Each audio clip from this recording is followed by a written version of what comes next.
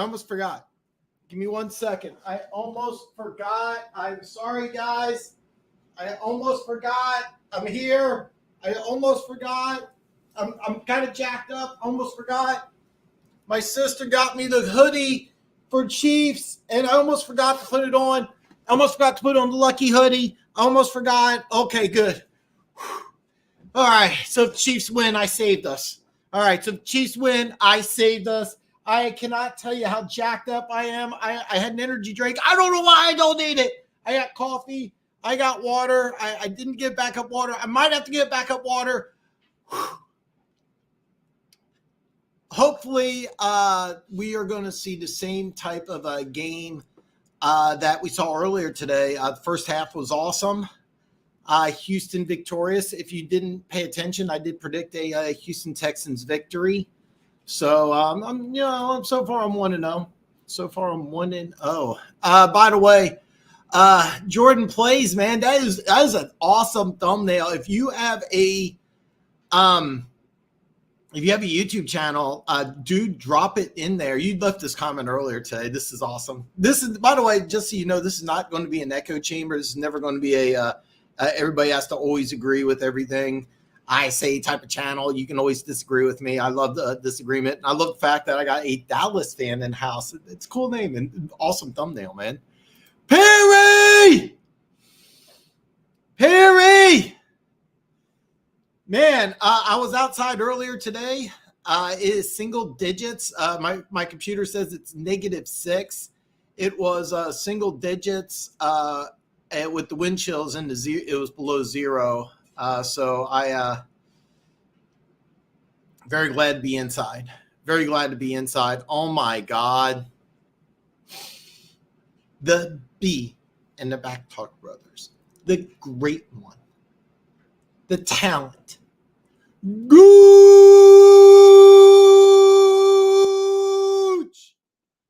Yes! He's not buying Peacock tonight. You better be. I'll do my best, man. So those of you could save the $5.99. I'm gonna do my best. I got the game live. I would love to share it with you. I would get in a lot of trouble. It would be an immediate violation. So unfortunately, that is where we're at. That's where we're at. So I apologize for that. I apologize. So. Man, I am very, very, very, very, very, very jacked up for today. Oh man. So kickoffs here in just a few minutes. If you didn't get a chance to see it, Houston 45, Cleveland 14. Great first half. Cleveland just came ready to play. I'm sorry, Houston came ready to play. Ravens 7-6 more. A boring week for you, my friends. I was right. Cleveland got blown out. I won some money. Good job, man. I picked Houston. I simply thought that CJ Stroud is better than Joe Flacco. I simply just thought that the rest for a team not used to the playoffs was not a good thing.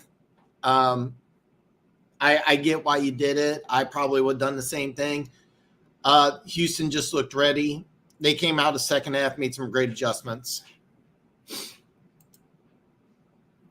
So it's kind of funny. If you're not aware, they are postponing the Buffalo-Pittsburgh game till tomorrow. I'm sorry, till Monday. So if you tuned in late. So, by the way, what it is that they're worried about the infrastructure within Baltimore. Chiefs fans are kind of pissed because, according to my computer, it is -6. It is -6. It is brutally cold today. Brutally cold. So if Pittsburgh ends up winning, you get a few days rest. If Buffalo wins, it ends up being Kansas City Buffalo. Kansas City gets 2 days rest, but it's a brutal cold game today. Perry asks, do you think the Browns will fire their head coach with this loss? I don't think so. I mean, 5. By the way, it's not out of the question. It's not out of the question. I think it's legitimate because the offense he wants to run what Deshaun Watson runs well is completely different. So it's not out of the question to ask this, but I don't think so. I think with the multiple quarterbacks and Nick Chubb going down, plus playing with a couple backup tackles in that division, going 11-6 with that many injuries, that I'll tell you what, if he was fired, it would be a mistake. It's only warm negative. Chad, I am upset that Cleveland is out. I think that's a little sarcasm. By the way, for those of you who are worried about it, we have our very first Taylor Swift appearance. She was wearing an 87. She was wearing an 87 jersey, an 87 jacket, an 87 jersey. Hopefully, if you are attending my game, if you're attending the game, you watched my video, How to Stay Warm at Arrowhead. Great video, some great tidbits.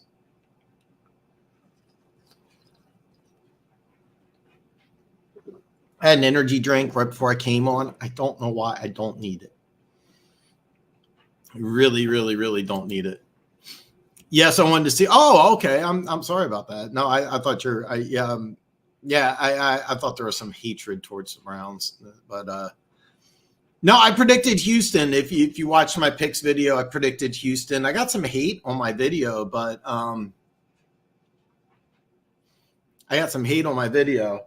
yeah. Oh man, they're doing some introductions right now. They're going with the Chiefs defense here. Amanehu's not wearing sleeves. Some other guys are. I like it when defensive players don't wear sleeves. That's just me. I think the Browns should have beaten Houston. There's too much talent on the Browns who lost to a rebuild team. I get it. But I mean, Flacco was sitting on the couch, done with the NFL 2 months ago. Your tackles are out. I mean, there's a slew of injuries on that team. Their best player, I think, is Nick Chubb. Well, best offensive player is Nick Chubb. The offense is really designed around Nick Chubb. And when he went down, they had to kind of scramble. Kareem Hunt was brought in from nowhere. He wasn't playing. Same thing with Flacco. So, and Houston, the last couple of weeks have just been playing really, really, really, really good football. The last couple of weeks, Houston's been playing really, really good football. So, no, I get it. But you're not alone. They were favored. It lined open at 3, dropped to 2, so action was going towards Houston. Houston was a home dog. I think Cleveland had the more talented team. The going for it on fourth down. There's time and place when scores 31-4. After the first, 31-14. After the pick six, what they should have done is there was like fourth. If you didn't see the game, the score was 31-14.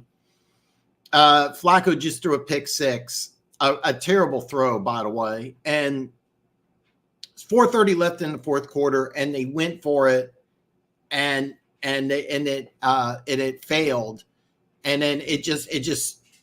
No, didn't he throw a pick six? If I remember, I think he threw a pick six on that fourth down, but you could see the panic. And what an experienced coach would have done is said, hey, you know what? We're down. It's 31-14. We have its great defense. Let's punt. Let's pin them back. And then we'll kind of regroup. They didn't do that. They just kind of panicked, and you could see the team just fall apart. So it's good for KC if the Browns are out. Well, I'm not going to lie. I'm cheering for Pittsburgh. I'm cheering for Pittsburgh Monday. I don't know which team's going to benefit more from the game being pushed back. Somebody put on Twitter that they thought Gabe Davis, who was out, may actually play now that it's an extra day. We'll have to wait and see. Bunk! I'm 1 for 1 so far. So am I. Good luck tonight, Dan. I think you might need it. Yeah. Hey, I'll be honest. I was really hoping the Houston this may not make sense, but I was really hoping the Houston-Cleveland game would be tight, and then the Chiefs would just blow out the Dolphins. So the Chiefs may just blow out the Dolphins. So, by the way, I came on at 6:55. The game's going to start a little later. I just came on early. To tell you the truth, maybe I shouldn't have, because I didn't have my jacket ready. I don't have my backup water. I probably don't need it. Oh, wait a minute. I put it in the freezer. So hold on.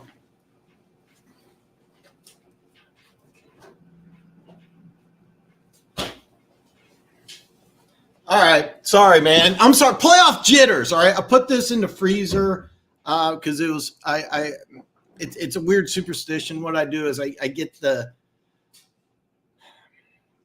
put the water into the pitcher hot, and then I put it. But anyway, so it's hot. So it's hot. So I put it in the freezer. Okay. I'm jacked up, man. I am really jacked up.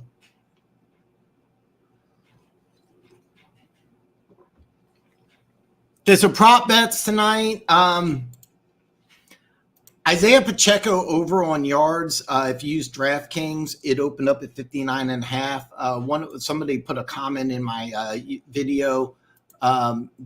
Give me some action. I said Pacheco over 59.5. That would be the play that I would really, really recommend. I'm going to DraftKings right now. You can get right now it's 68.5. So Cliff, what's up, brother? Tua's naked.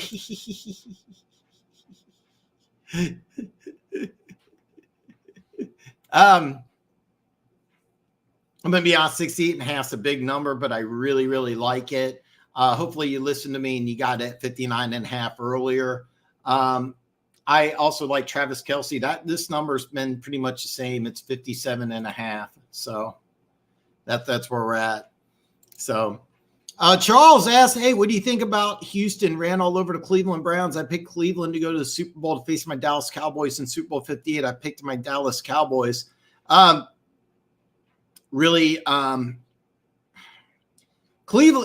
just did a bad job when the score was 31-14. Instead of punting the ball, and I understand you're down by 17. You just threw a pick six, and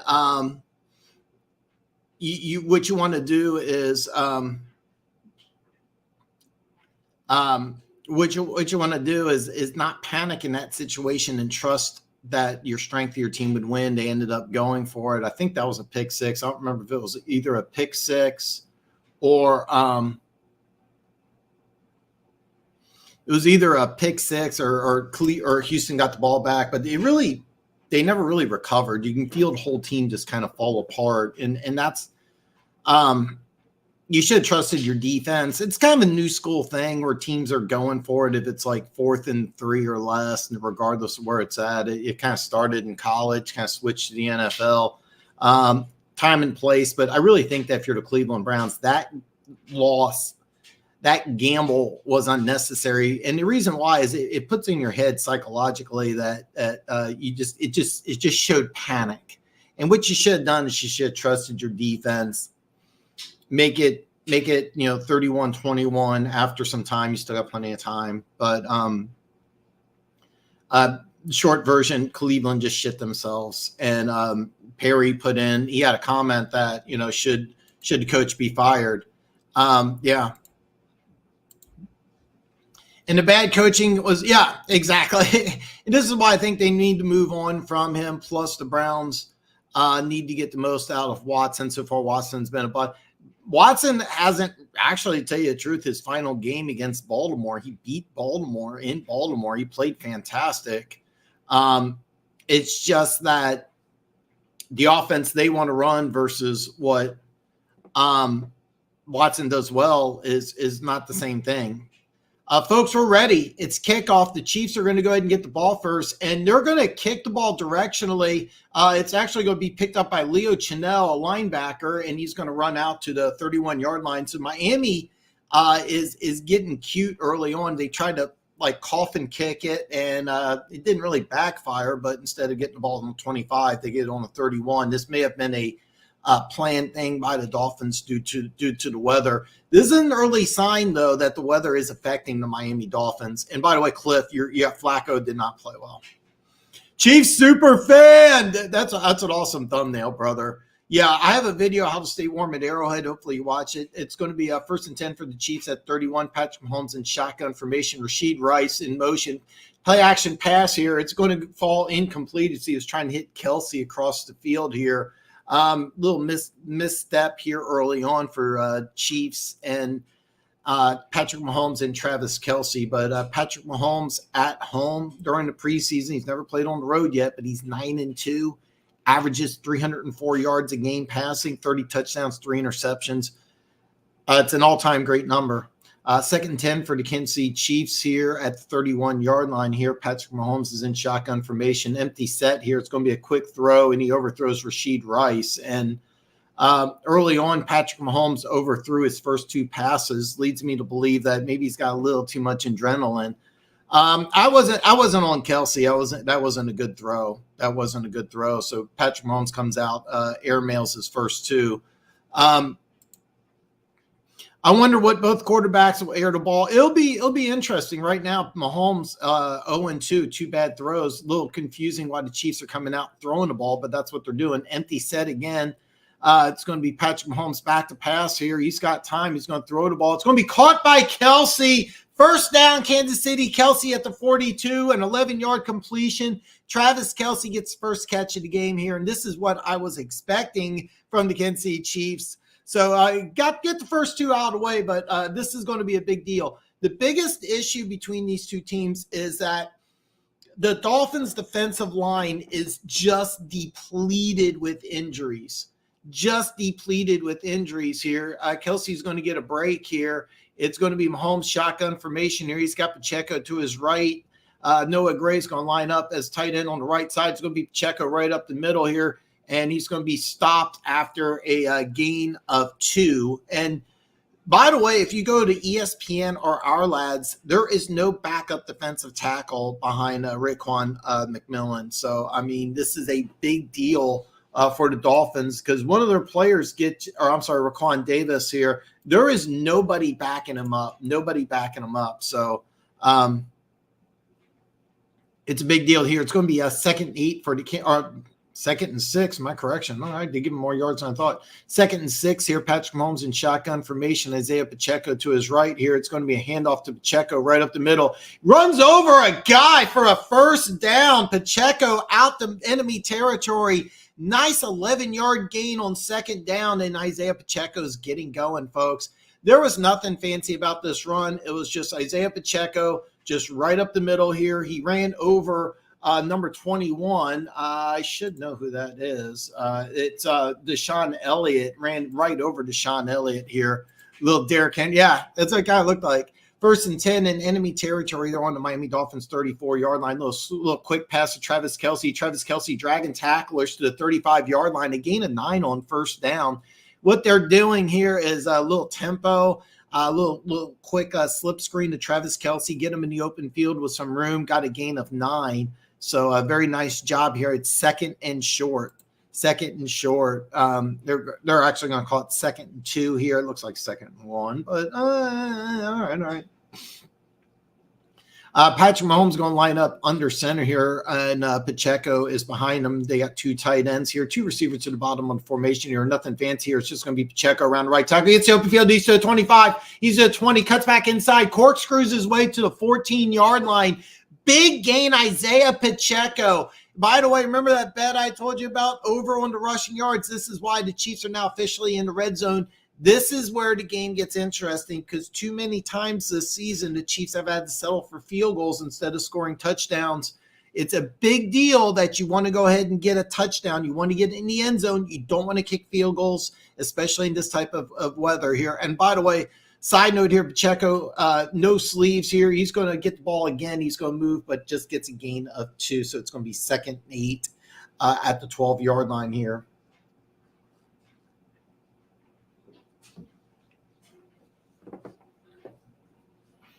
And looks like Duke Riley for the Miami Dolphins is getting up slowly. This is a kind of a loss here because their defensive front seven is really beat up here. So the Chiefs just moving the ball right downfield. 2nd and 8 at the Miami 12-yard line here. The play action pass here. Mahomes wants to go in the end zone. He's going to check it down. He's got Rashid Rice. Touchdown, Kansas City! Touchdown, Mahomes to Rice! Touchdown, Chiefs! Yes! Yes! Yes! 6 plays, 69 yards, 11:05 left in the first quarter. Chiefs strike first, 6-0 as we await the extra point here. And it just doesn't get any better than this here. Very nice play call by Andy Reid. Just drew it up perfectly. What it is that it was a little confusion as they had crossing routes. There's a lot of new players on that Miami secondary. They got a lot of injuries. So I'm gonna let you know right now, if the Chiefs lose this game, they can't blame the injury bug. That the Dolphins defensive squad is absolutely depleted.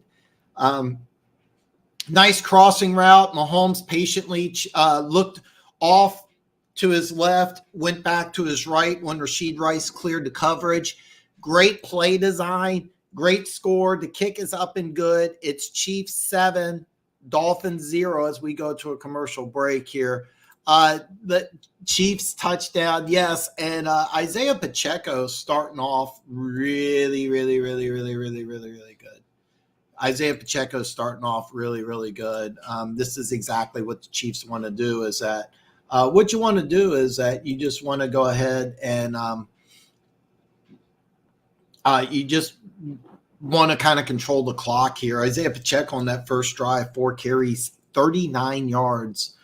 So if you paid attention to my betting advice about taking the over on Pacheco early on, it looks really good. So the Chiefs will strike first with a touchdown. So we're gonna go to a commercial break here, and I'm super jacked up. My computer says it is -7. Not including the wind chill. It is a brutally cold game. If you missed it earlier, Houston won 45-31. It was a great first half, a great entertaining first half. Cleveland just kind of fell apart. CJ Stroud looked awesome. A great job by the Houston Texans. It's going to be – I did my live stream on Friday, and I talked about the coaching positions. And one of the things I mentioned was about the Titans position is that you got a tough AFC South. I mean, you got 3 teams with winning records, and then you have the Tennessee Titans. Bobby Slovic, the Texans offensive coordinator, is going to be a very hot name, especially with that big win over the Cleveland Browns.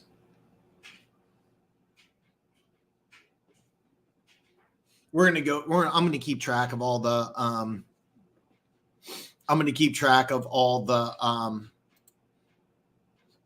coaching hirings. So keep that in mind as we go on. I am live on Twitter, YouTube, and Instagram. I'm trying Instagram out. For those of you that don't know, I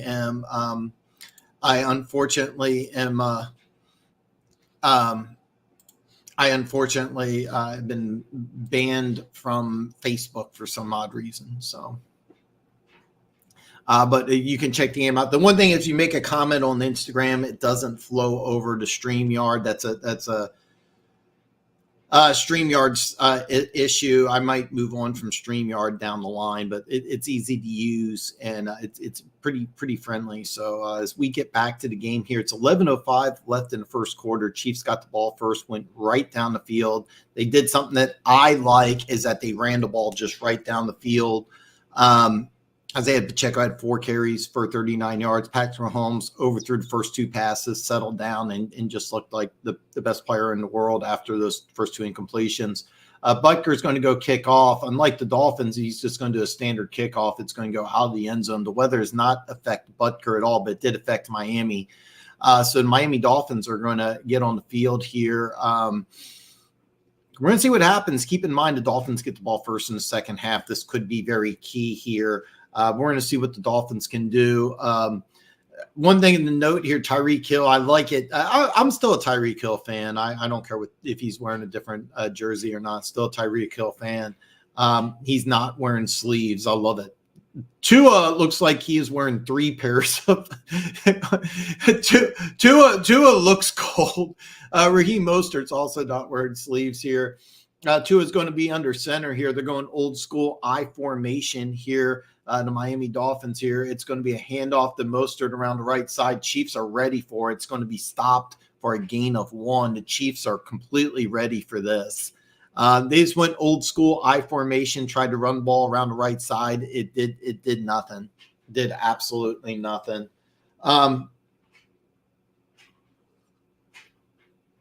If you're not aware, with 4,624 passing yards, Tua led the NFL. It's going to be interesting to see what they do in the offseason with him as far as getting a contract. 2nd and 9 here for Tua. He's going to be in a shotgun formation here.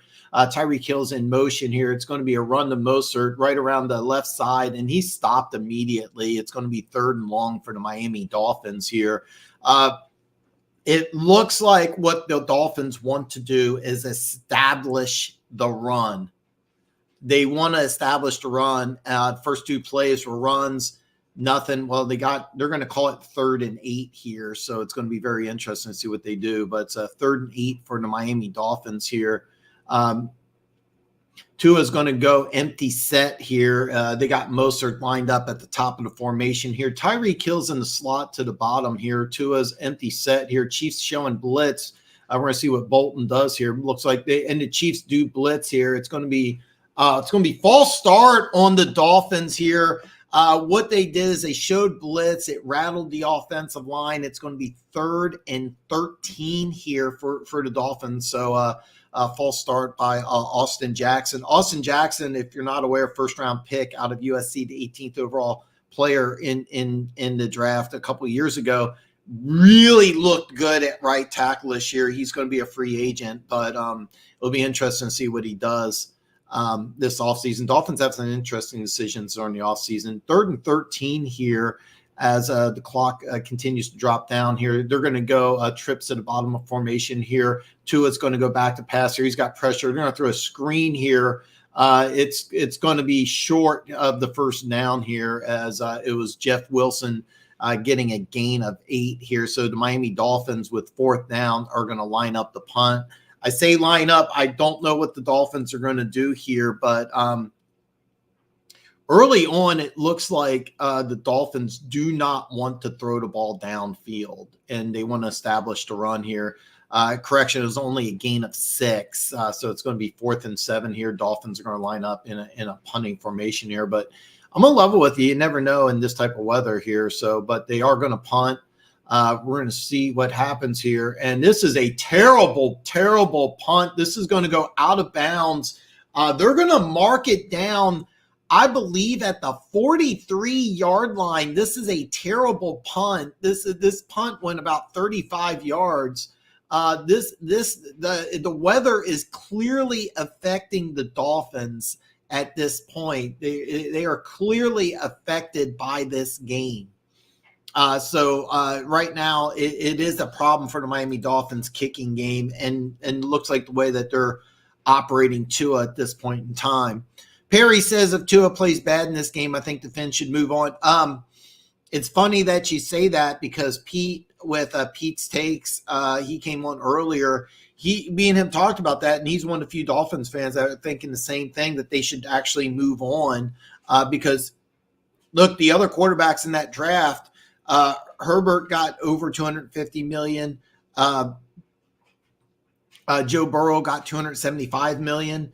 And I mean, do you really want to give Tua that type of money? It's the first time he's played a full season. If you're not watching the game, Tua looks like he's wearing 3 layers. He is clearly bothered by the weather.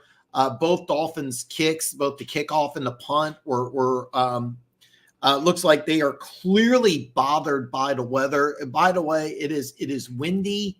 It's a negative temperature. Like with the wind chill, it's like negative 30 out there at Arrowhead. It is just brutal. It is just absolutely brutal.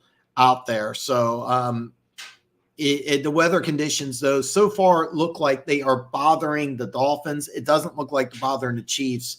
First drive of the game, Isaiah Pacheco, 4 carries, 39 yards, just went right down the field.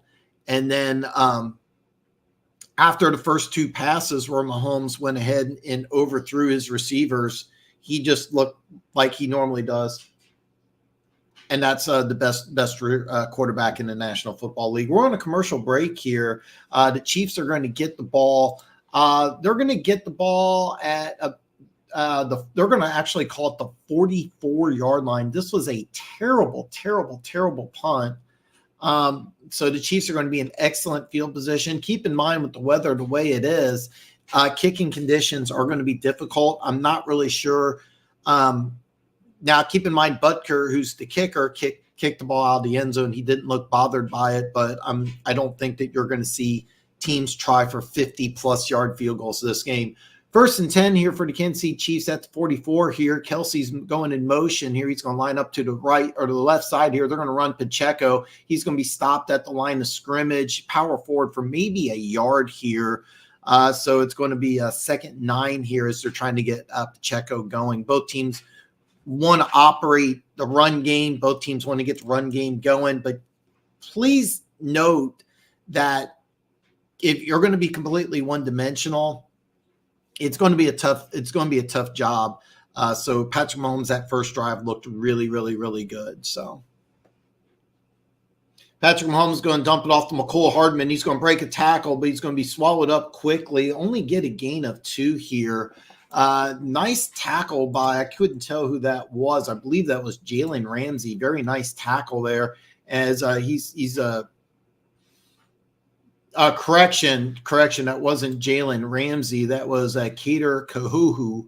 I'm probably butchering that. So it's going to be 3rd and 7 for the Kansas City Chiefs here. Actually 3rd and 6 here for the Kansas City Chiefs. Patrick Mahomes in shotgun formation here.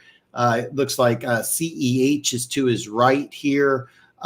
It's trips to the top of the formation here. It's Justin Watson to the bottom. Mahomes pump action. He's going to go. He's taking a shot deep and incomplete here to McCole Hardman, who had a step on his guy. And he's pointing at, he's mad. By the way, this should have been a touchdown.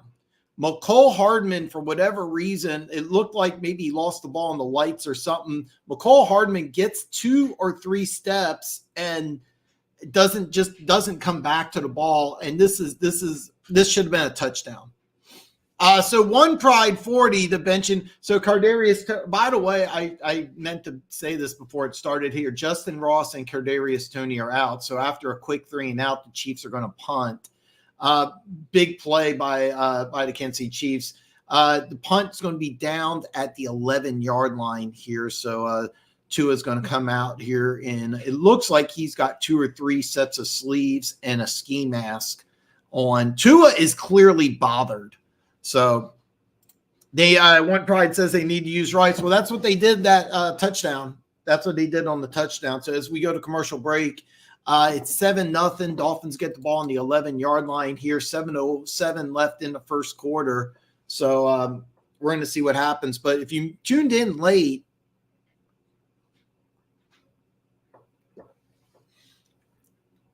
the Chiefs took the opening drive, went right downfield, and had no problem getting into the end zone. Dolphins went a quick 3 and out. They ran the ball twice, then tried a screenplay. The Dolphins look clearly affected by the weather. It is beyond brutal temperatures. It is negative. I mean, it really is. It's like negative 9 or 10. And that's not including the wind chill. With the wind chill, it's like negative 30. So a lot more.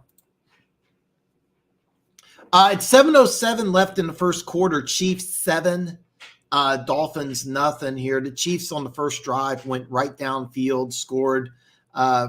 Opening drive just went right down the field. The Dolphins went 3 and out. The Chiefs, McCall Hardman had his guy beat. If he would have ran it. So what happened is he beat his guy, All he had to do is just come inside about a yard, and if he doesn't, and if he doesn't get into the end zone, it's about somewhere around the 12-yard line. So McCole Hardman cost as we're seeing more and more of the Chiefs receivers here, but very frustrating. But anyway, Chiefs are up 7-0, 7:07 left in the first quarter. We're on commercial break right now. Chad One Pride Perry, how goes it, boys? Raiders hire Pierce, good move. Are you getting that more information from that clown I told you? So One Pride sends me a message. Eagles fired Sirianni, and I'm like, what? And then he's like, no, check this out. And he sends me a message from some. By the way, don't follow that guy. I used to follow that guy, and he's a clown. He does a lot of bullshit, hot takes, and yeah. And I. So by the way, like once you do like one or two things like that, I don't follow that guy. I did not know that this happened. It would be a good move if they did. It's going to be back to the game here. It's 1st and 10 from the Miami Dolphins. They're reporting it's -6 here. It's a little slip screen to Jalen Waddle. He's got some room here. He's going to get out to around the 19, maybe the 20-yard line here. Nice job just getting the ball out quickly. And that's what they really want to do. It looks like the Dolphins do not want to throw the ball downfield. They want to establish the run. Tua is very clearly affected by the weather. He's got a ski mask. It looks like he's wearing like 2 layers or something. It's kind of crazy.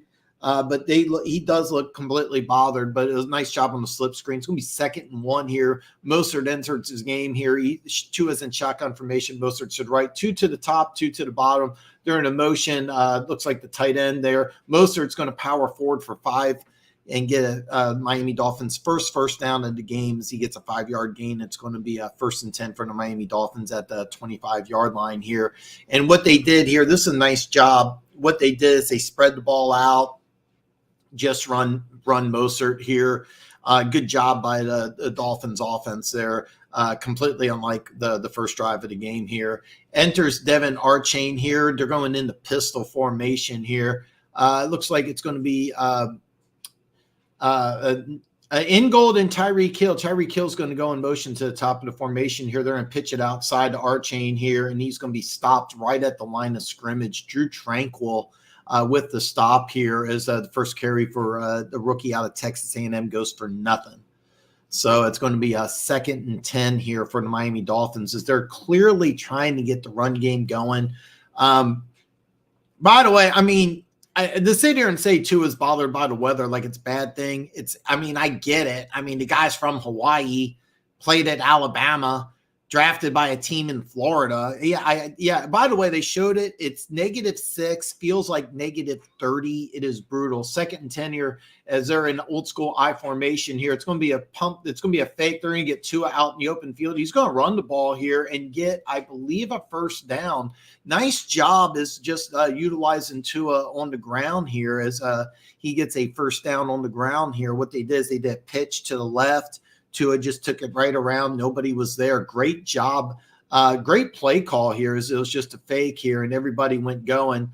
It looks like maybe this was kind of a busted play because it looks like Jalen Waddle was there as they were trying to looks like they may have been trying to go to Waddle, but 1st and 10 from the Miami Dolphins here as we go under 4:30 in the first here. Tua is going to go under center here. They got believe that's Archain here. It's going to be a fake to him here. Tua's going to be there. A little dip off the Archain here around the flat. He's going to be pushed out of bounds by Tranquil after a gain of 8. So after that first drive, the Dolphins here really doing a good job, but you could very clearly tell they do not want Tua throwing the ball downfield. It's just a dink and dunk offense. This is something that is very visible that the Dolphins are bothered by the weather. Was it win related? McCole? No, McCole. Patrick Mahomes is visibly pierced. They're going to call it 2nd inches here. I'll go over that here in a second. Gooch. 2nd and inches here as the Dolphins are on the 40, looks like the 44-yard line here. It's going to be play action pass here. They're going to try to throw the ball to Archain here. It's going to be incomplete, so it's going to be 3rd down and about a half a yard on the 45-yard line. No, it wasn't wind related. Patrick Mahomes was visibly pissed throwing this type of motion because if he comes inside just a hair, it's probably a touchdown. It was a bad blown opportunity because McCole Hardman beat his guy significantly. Commanders want Johnson. A lot of people do.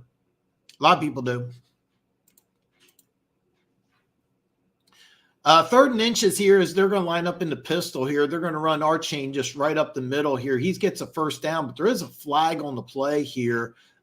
There's a Chiefs defensive lineman on the ground. It's Chris Jones. He's visibly pissed about something. I'm not sure what it is. We're going to see what this flag is. If the play stands, it is a Miami Dolphins 1st down at about the 47-yard line, but it's a false start by the Miami Dolphins, 2nd false start of the day, so that it's actually correction. They gave the motion for false start, but it's actually an illegal formation here, so it's going to be a 3rd and 5. And this is actually kind of funny. They had too many men on the line of scrimmage. Kind of funny thing for Chiefs.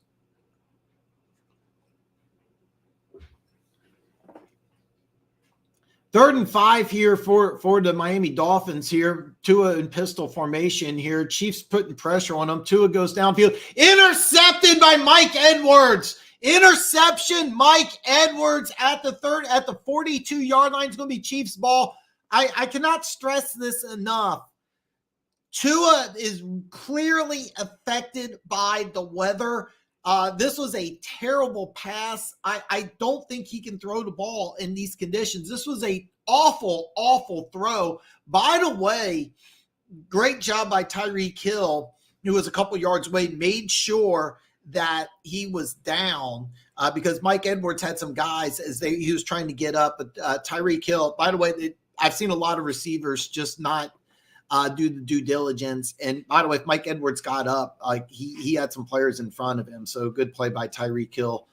Chiefs are going to get the ball back on the 42-yard line here as we go to commercial break. It's 3:03 left in the first quarter. Chiefs 7, Dolphins nothing.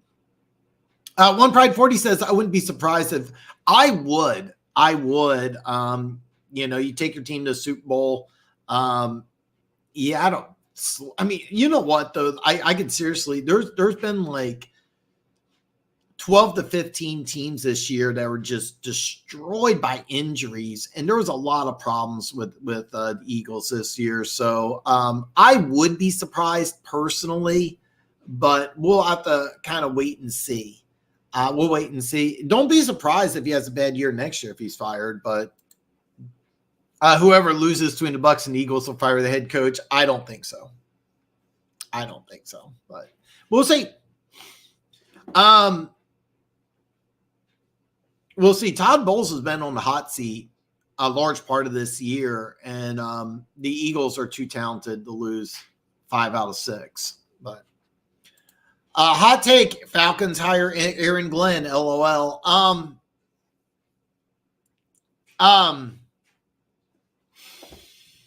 I would be really shocked about this, to be honest with you. I would be really shocked, but it's not as unlikely as you may think, because usually when you go with an offensive guy, usually back up with a defensive guy. So they had Dan Quinn, former defensive coordinator. Then they hired Arthur Smith, offensive coordinator. So wouldn't surprise me. What you would do here, I firmly believe that the Falcons are one of a couple teams that could trade up to the number 1 pick in the draft. So it wouldn't surprise me if you go with a defensive coordinator that you think's a leader and a motivator, because the defense, Atlanta has some really good pieces in play, especially in that secondary. I don't think it's going to happen, but we'll have to wait and see. You still have to take a few shots downfield. You do. Tua is very clearly affected by this weather. That was just an awful throw.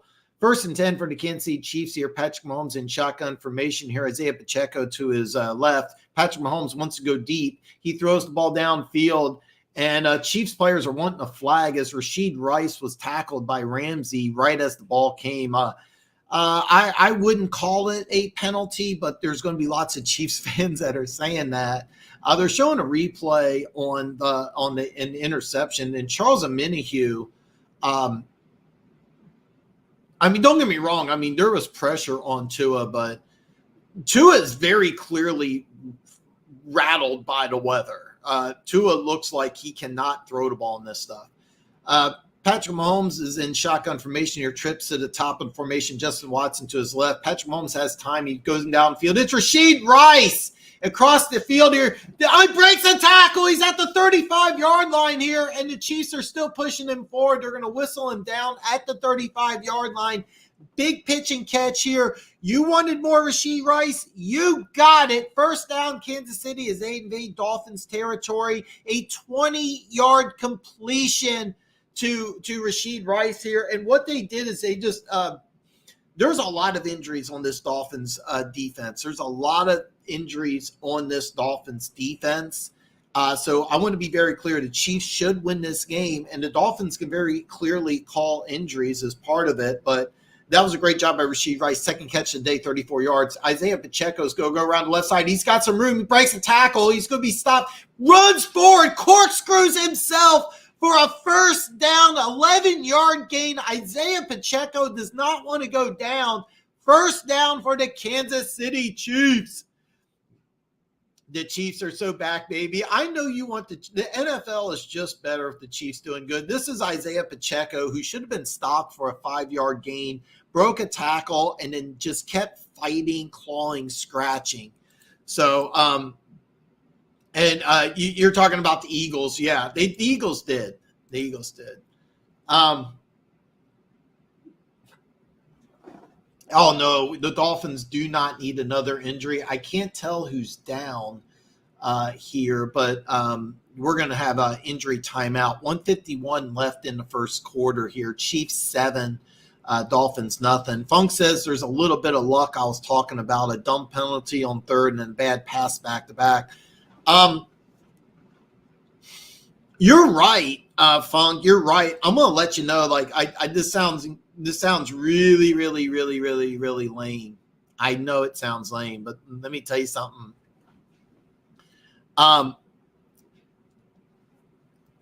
The weather is very, very visibly bothering. The weather is very visibly bothering the Miami Dolphins. They look completely rattled. Listen, it's like -10 without the wind chill. With the wind chill, it's -30. It's kind of funny because Chiefs fans are looking at the Bills canceling the game and they're like, "What the fuck?" But yeah, it's good. By the way, in the Kansas City area, like the next couple of days, it's going to be really, really bad. And to tell you the truth, it's actually been a really great winter up until like this last week. It's been a great winter. I remember Christmas was like 60 degrees. So, but you're right. And I'm going to tell you something. That bad pass was 100% weather related. Charles Omenihu put some pressure on Tua, but Tua is very clearly visibly rattled. He's got, it looks like, 2 maybe 3 layers on a ski mask. He cannot play. And I don't blame him. Dude, he's from Hawaii, played football down south at Alabama, then gets drafted by a team in Miami. Of course he can't play in -30-degree temperature. It's not a bad thing. This is not a negative on Tua. I get it. Football, people aren't supposed to be outside -30-degree weather. I get it. But he is very clearly, visibly rattled. The Chiefs are not. So, Fontenot, the Falcons GM, has Saints ties. I forgot about that, but you're right. They poached the GM from the Saints, which was something I really, really liked. Then what I really hated was that very first draft, he butted heads with Arthur Smith. So you got a head coach and a GM that are not on the same page.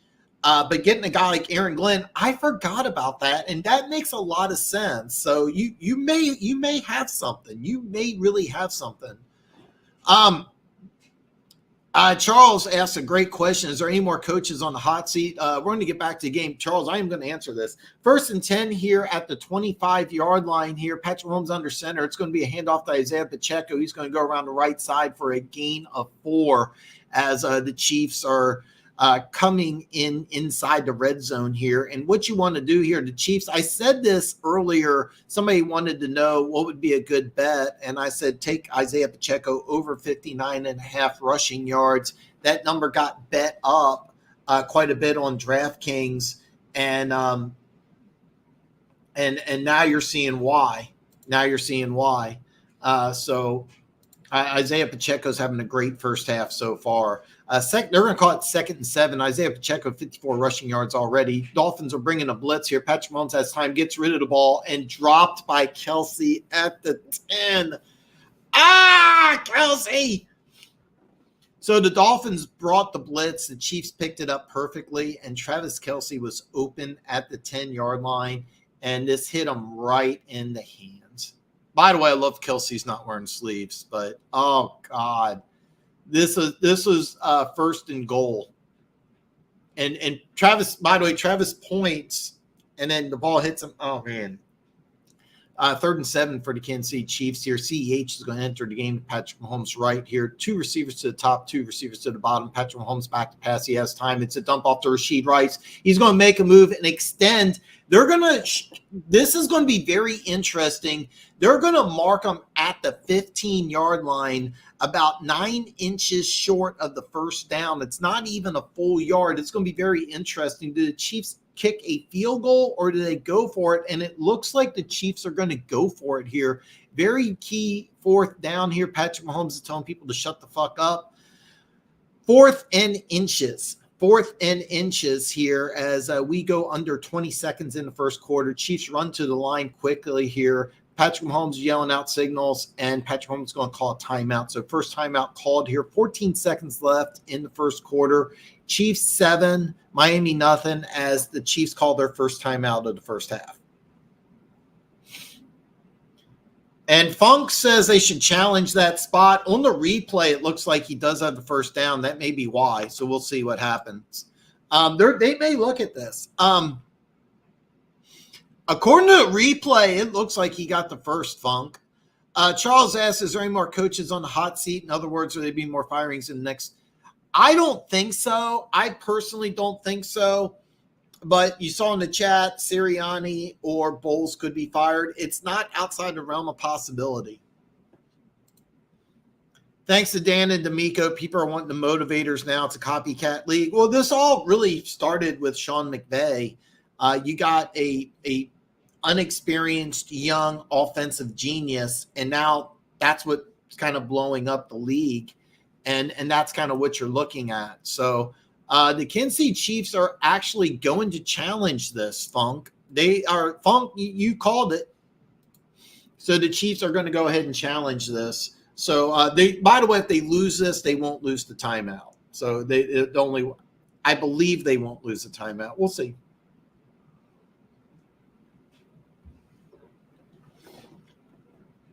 But I think you're right, Funk. It really looks like it should be a first down, and the Chiefs in this weather aren't going to go for it. The Chiefs win this challenge. It is a first down. Great job. Great job. Dan doesn't believe. Yeah, I don't think Nick Sirianni gets fired. Just like everyone's looking for a new boy wonder because you're one. By the way, One Pride 40, you're 100% correct. Everybody's looking for the next Sean McVay. Everybody's doing that. So, and by the way, great job by the Kansas City Chiefs here challenging it because they listen to Funk. So 1st and 10 here for the Kansas City Chiefs. 14 seconds left in the first quarter. Chiefs are up 7-0. Chiefs are trying to make this a 2-score game. This could get ugly. Hopefully it gets ugly. I don't want to see a close game. I can't handle it. I'm already too jacked up. So we're going to see what goes on here. The referees are they're doing something. I'm not exactly sure, to be perfectly honest with you, but they're not letting the game go on here. So yeah. Oh man, I got my boy Denver Gator. Okay, so they're resetting the clock. They're putting it back all the way to 52. So, all right, instead of 13 seconds left, it's going to be 52 seconds left. Very interesting. Mahomes is going to be in the pistol here. Isaiah Pacheco is behind him. It's going to be Isaiah Pacheco, Wildcat, just a run right up the middle here. He's going to corkscrew his way around to the 10-yard line, a gain of 4 here. As we are there'll be one more play left. But what they did is they motioned Mahomes to the top of the formation as a wide receiver, 0% chance Patrick Mahomes catching the pass from Pacheco. Pacheco, by the way, was a high school quarterback. A lot of Chiefs players here are former quarterbacks. Navy Reed staple. Chiefs are lining up 3 tight ends, all to the left here. Rashid Rice to his right. Patrick Mahomes in the pistol. It's going to be a handoff around the left side where the 3 tight ends are. Isaiah Pacheco is going to be stopped at the 9, only a gain of 1. So we are going to end the first quarter. It's going to be 3rd and about 5 at around the 9-yard line here as we go to commercial break, as we switch sides here. At the end of 1, we have good guys 7, Dolphins nothing here, as we are in a brutal weather game. And they, by the way, I cannot emphasize this enough. Patrick Mahomes is not doing anything special. Tua looks like he's wearing 3 layers and a ski mask, and he's got his big Dolphins hat. He is very clearly, visibly rattled. I don't blame him one bit. This is not an anti-Tua thing. I'm not anti-Tua here, but he is very clearly rattled. And by the way, my computer where I am at says -7, including the wind chill is below like -25. I mean, it is brutal. I was outside today when it was like 8, so like 15 degrees warmer, and it's just brutal. It really is. It's just absolutely brutal. So I'm not anti-Tua. It's just he is very, very clearly battled. Denver Gator says, "What's up, peeps? It's playoff. Let's go." Denver Gator, man. Oh man, I'm so glad to see you, Denver Gator, man.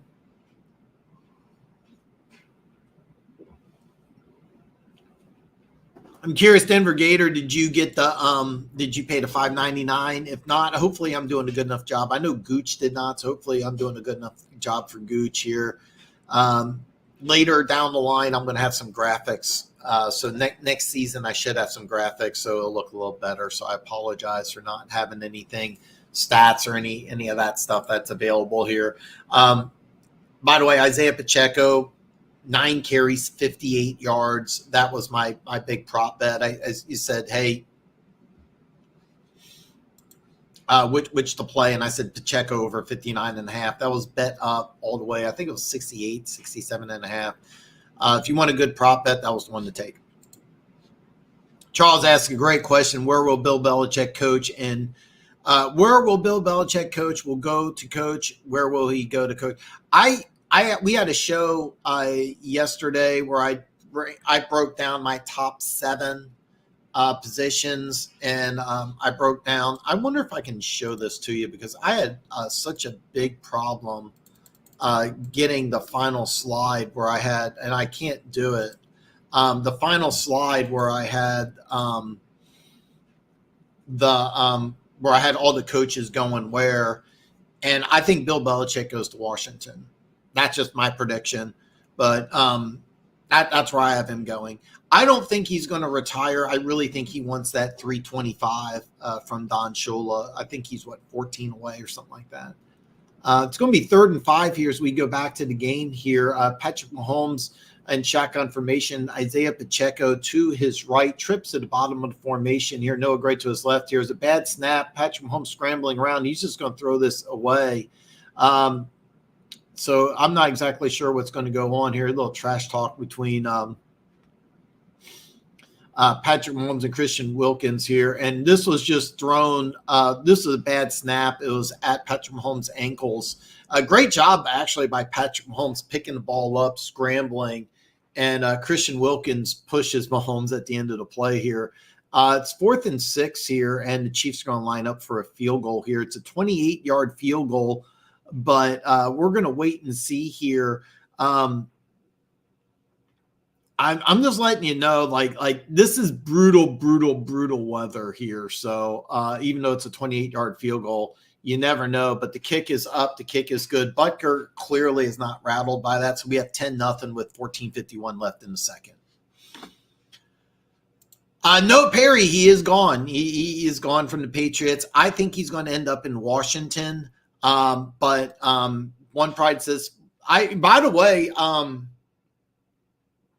he sent me something on Twitter. I didn't have a chance really to look at the article. I don't know where he got it from. But he said that after the game, if it's a loss, Mike Tomlin's going to retire. So Geico, yeah, I saw that too. I don't have the sound on, but I saw it. I love those commercials. They tried to make a TV show of it. It was god awful. I remember it lasted like 3 episodes or something. I personally think that Johnson ends up in Carolina. I think the owner's just going to just unload the Brinks truck, but we'll see what happens. We'll see what happens. Oh, really? I didn't know that.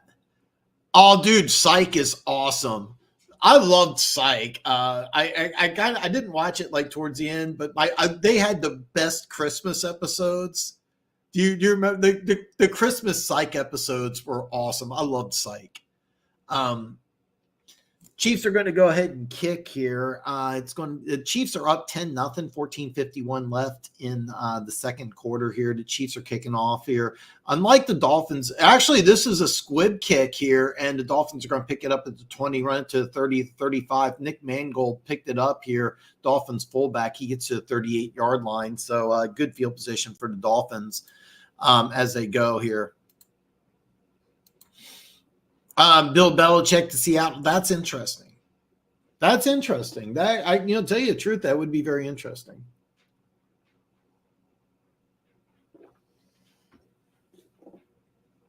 I have a lot of reasons for Washington. So I haven't watched that show yet. So 1st and 10 for the Dolphins here. It's going to be Tua is going to go under center here. They got 2 tight ends, 2 receivers. I believe it's Mostert's lined up 7 yards behind him. They're in a motion here. It's going to be a play action pass here. He's got some room. They're trying to get Tyreek Hill in the open field here. First catch in the game here. He sprints out of bounds, a gain of 9.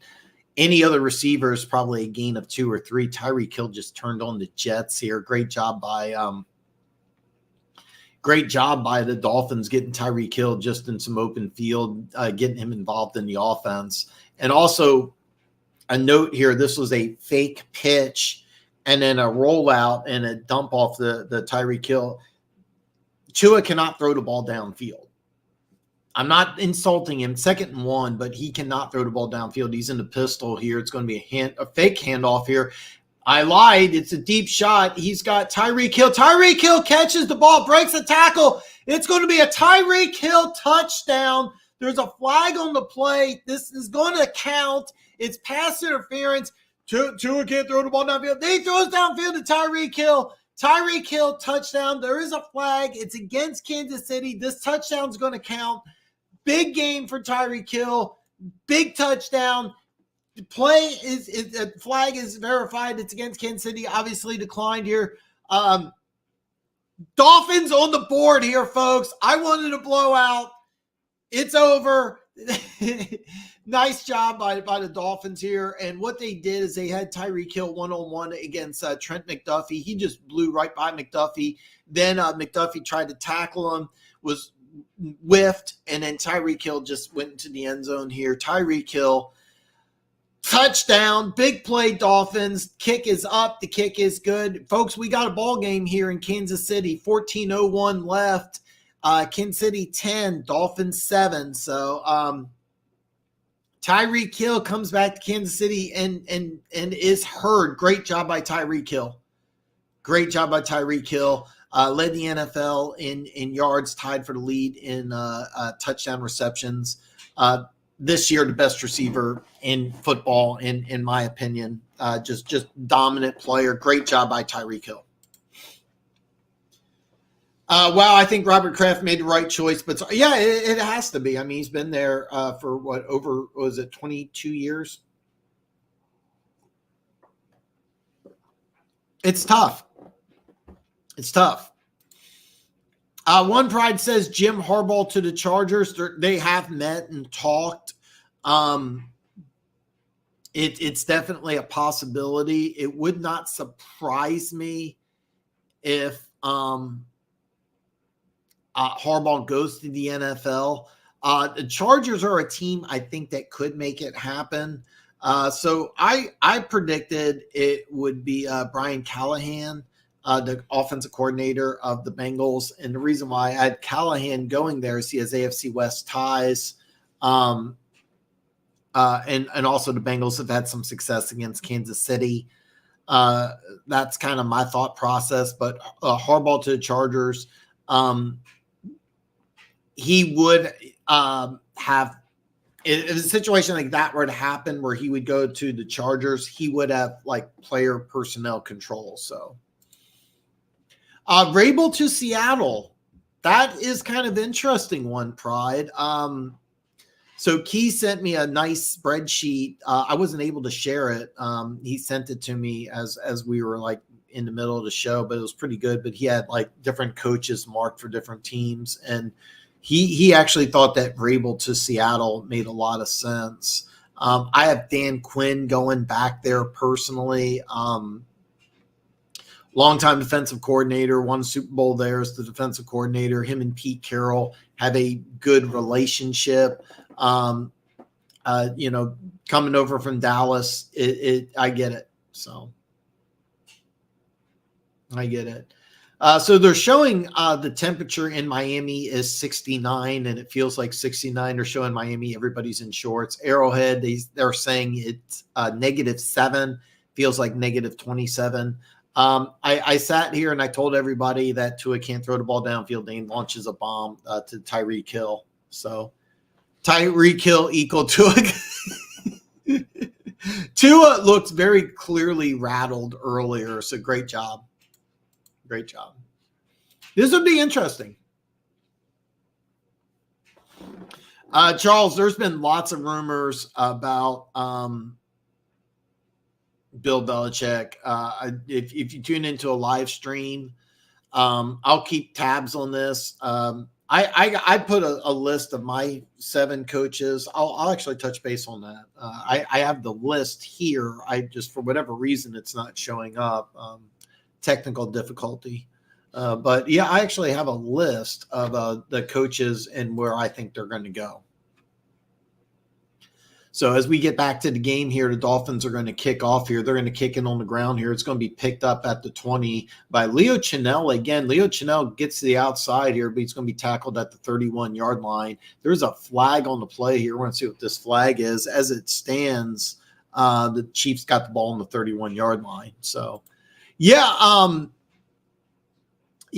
Tyreek equals trash. By the way, Pete's takes, he was going to try to make it. He predicted a Dolphins 59 to -7 victory, but he wasn't able to come on there. By the way, it's going to be a block in the back here for the Kansas City Chiefs here. I'm not exactly sure we're going to move the ball back, but they're going to move it back to the 20. So it's going to be 1st and 10 for the Kansas City Chiefs at the 20-yard line. But Pete's been adamant that they should move on from Tua. So we'll find out. They're going diamond formation here. This is very interesting. Now they're in a motion Kelce to the top of the formation here. It's going to be play action pass here. Mahomes wants to go deep downfield. He's got Kelce at the 35 to the 40. He's going to power forward to the 43-yard line. First down, Kansas City, a 23-yard completion. Taylor Swift sighting, wearing a Kelce jersey, and she's bundled up sitting next to Travis Kelce's mom. I'm the only person in the world that loves Taylor Swift and Travis Kelce, but I'm the only one. But this is just pitch and catch here with Travis Kelce and Patrick Mahomes. By the way, I love it that Kelsey is not wearing sleeves. I absolutely love it. Kelsey, 3 catches, 41 yards. 1st and 10 at the 42-yard line, shotgun formation. Your little dip out to Kelsey. Kelsey drops this one, though. Kelsey had some room, but he just dropped it. It's going to be 2nd and 10 for the Kansas City Chiefs as Kelsey drops another one. But, I mean, it was a little high, but that's a catch. You're a Hall of Fame tight end. You need to catch that. No, I haven't, Denver Gator, but I have not. I have not. So, but 2nd and 10 here for the Chiefs at the 42-yard line here. Patrick Mahomes in shotgun formation. Isaiah Pacheco to his right. 2 to the top here. Justin Watson and Kelsey to the bottom here. Patrick Mahomes, quick throw to Rashid Rice here. Rashid Rice tackled at the 40, actually fights his way to the 49 here. Rashid Rice having a nice day. 2nd-round pick out of SMU. He's going to be a good player, folks. Going to be a good player. It's going to be a 3rd and about 3 for the Kansas City Chiefs here. But no, I haven't seen it.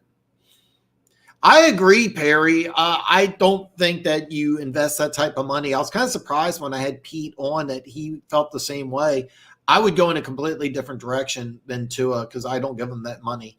3rd and 3 here for the Kansas City Chiefs here. CEH enters the game to Patrick Mahomes right here. Patrick Mahomes is going to throw the ball here. It's a quick throw, and that is MVS, Marquise Valdez-Scantling, vilified by Chiefs fans for drops, but he catches that one. A 7-yard gain. It's the Kansas City Chiefs' 1st down here. Great job. Great play call by the Kansas City Chiefs here as the big difference is that I know that he had a really great throw earlier, but Tua does look affected by the weather. Patrick Mahomes is not. Nice catch by MVS here. It's going to be 1st down in enemy territories. They are at the Dolphins' 43-yard line. Patrick Mahomes now 16, 100 yards. CEH gets his 1st carry of the game here, but he's going to be stopped at right at the line of scrimmage, or he's going to get a gain of 1. So it's going to be a 2nd and 9 here. Yeah. Poker Face has the chick from American Pie and Orange is the New Black, right? So I wanted to check it out. Yeah, it does. She was in another show on Netflix. I liked season 1. I watched 10 minutes of season 2, and I couldn't watch it. It kind of looks bad. So, yeah. All right. You know what, Denver Gator, if you like it, I'll check it out. It didn't look good. So. Patrick Mahomes in shotgun formation, trips at the bottom of the screen here. It's going to be a quick throw to Kelsey. Kelsey's going to squirt forward. They're going to mark him just short of the 1st down, so it's going to be 3rd and about 1 here for the Kansas City Chiefs here. So Denver Gator, by the way, remind me of that because I do have it. I just didn't think it looked any good. So. They are trying to get Travis Kelce the ball quite a bit. He has 2 drops, but he also has 4 receptions here. He's going to take a break here as the Chiefs are going to go with 2. Actually, I thought it was 2 tight ends, but they have Rashid Rice in there. It's a little reverse end around to McCole Hardman here, and McCole Hardman's going to be stopped for a loss here. So the Chiefs get cute and lose about 4 yards here. It's going to be a 4th down. Being that they're at the 39-yard line, a field goal is out of the question, but the Chiefs may want to go for it here. So I don't like this at all here. So they tried to get a little cute here instead of just running the ball here. A nice job by Eli Apple. He snuffed this out and stopped this for a loss of 4. So it's going to be 4th and 4 for the Kansas City Chiefs here. As they got the offense on the field here. They're in kind of no man's land. It's a 39-yard line. A field goal in this weather condition doesn't make any sense here. So it's 4th and 4 here. Patrick Mahomes got time here. He's going to run forward here. He's going to pump. He's running. He's at the 30. He's at the 25. He's at the 20, 15. Goes out of bounds. It's at the 10-yard line. Big run by Patrick Mahomes. There was a prop bet on Patrick Mahomes rushing. I think it was 26 or 29 and a half. He just went over.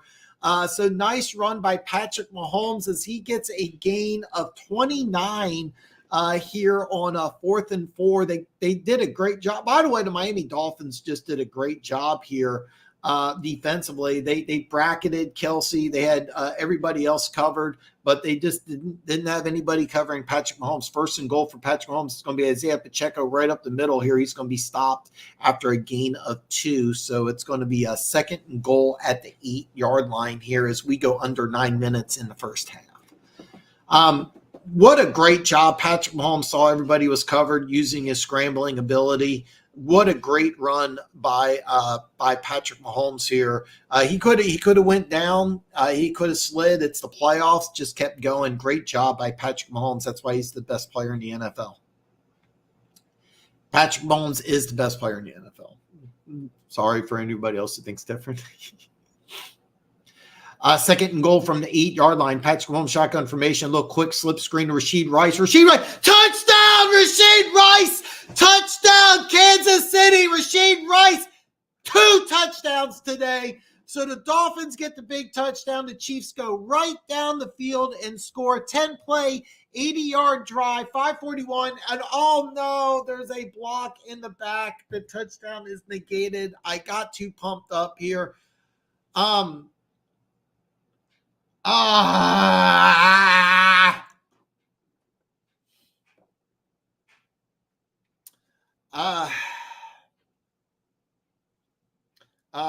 Okay, it's a legit penalty. It's a block in the back.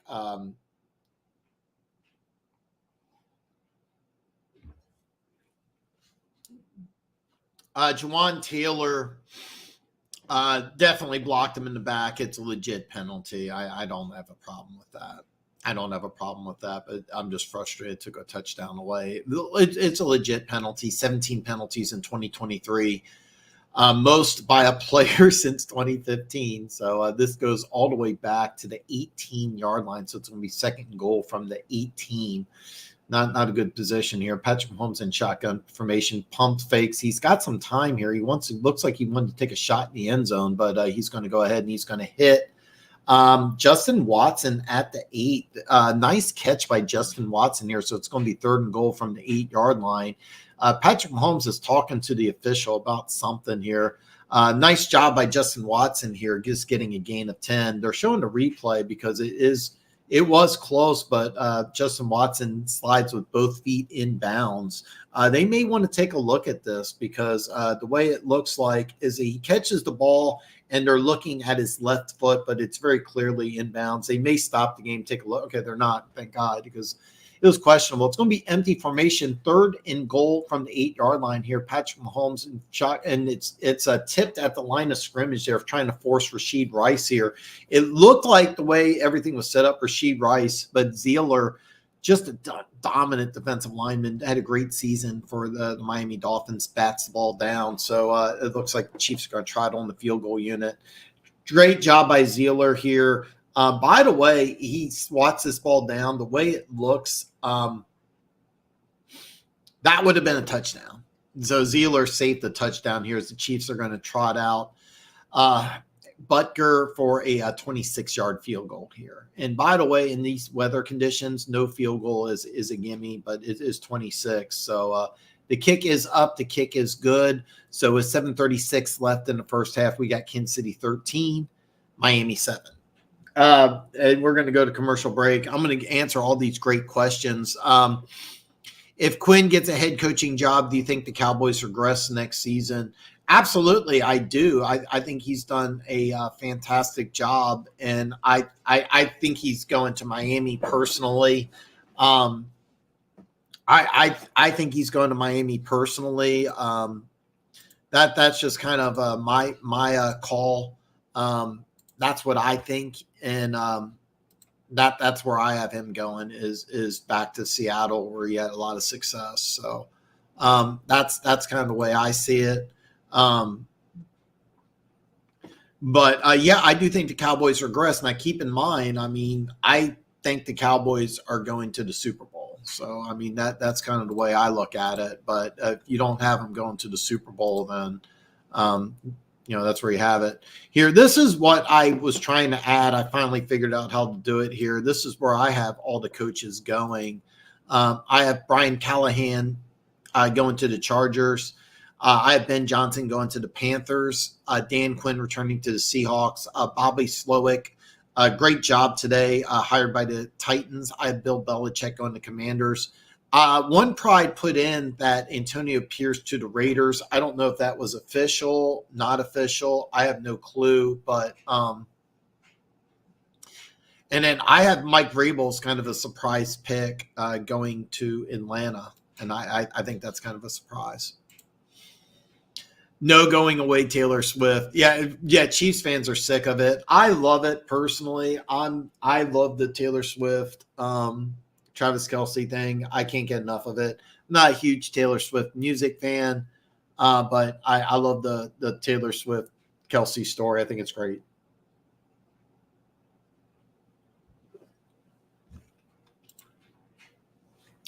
Should have been a flag on a Kelce completion. He motioned out of the backfield, was moving forward on the snap, and never got set. I've been seeing that a lot this year. Miami Dolphins do that a lot, where there's motion and they're going forward. Right? Yeah. I think Dan Quinn's just done such an excellent job. If he leaves, I don't see how you don't take a step back.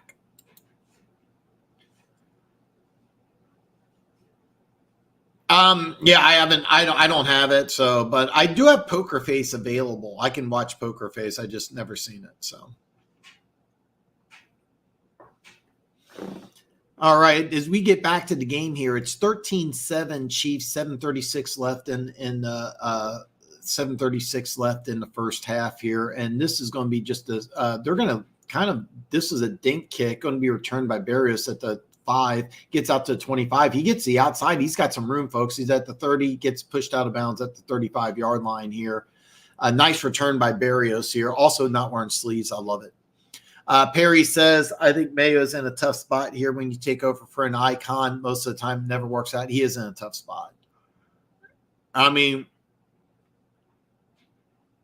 he is in a tough spot, but yeah, I mean, really, he has Waddle almost the same as Hill, and he's talking about, Waddle's fantastic, by the way.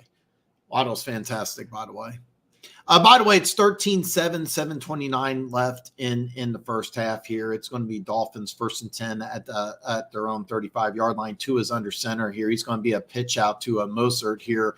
He's got some room here as he goes around the left side here, gets a gain of 7 here. Nice run on first down by Raheem Mostert as the Dolphins very clearly want to get the running game going. Again, 13-7. Sorry about that, Charles. So, hard to hate Mahomes, Kelce, and Reed, but why do they have to be? You're right. He does. Rice had 938 yards. I believe it was 73 receptions. I could be wrong on that. If he would have played the last game of the season, he would have won over 1,000. I do know that. 2nd and 2 here as the Dolphins go in pistol formation here. They're going to run Mostert here around the left side. He gets a first down, a gain of 5. Very nice job by McDaniel here of this play calling, utilizing formation, getting nice runs here by Raheem Mostert. That's what you really want to do here is get that running game going, and then you can take shots deep with Tyreek Hill. So, we are going under 6:20 left in the first half here. It's Kansas City 13, Miami 7. 1st and 10 for the Miami Dolphins here at their own 47-yard line here. Tua's in the pistol formation with Raheem Mostert. It looks like there are 2 tight ends, 2 receivers here. It's going to be a handoff right up the middle. Raheem Mostert for a gain of 3, maybe 4 here. It looks like it's gain of 3 as they get into Chiefs territory at the they're now on the Chiefs 49-yard line here as the Dolphins are now able to utilize the run game a little more. So they're going to play tomorrow. If you didn't hear, Perry, the Bills-Steelers game is postponed for tomorrow as well. So it's going to be tomorrow. We have Packers, Cowboys, Lions, Rams, and then we're going to have Back to the game here. It's 2nd and 7 here. It's going to be Raheem Mostert around the right side. Nice run by Mostert here. He gets a gain of 5, so it's going to be 3rd and 2 here. If you didn't hear, it's going to be Steelers Bills on Monday, along with Eagles Bucks. So, yes, yeah, I really do see that.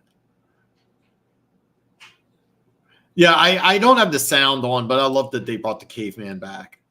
Why do you like Vrabel? I'm going to touch base on this, Perry, at halftime. I'm going to star this. I'm not. No, I'll say this here. John Taylor's. We gave him $80 million. And yeah, Raheem Mostert, by the way, led the NFL in touchdowns this year. Had 18 on the ground, 21 total, and he missed the last couple games of the season here.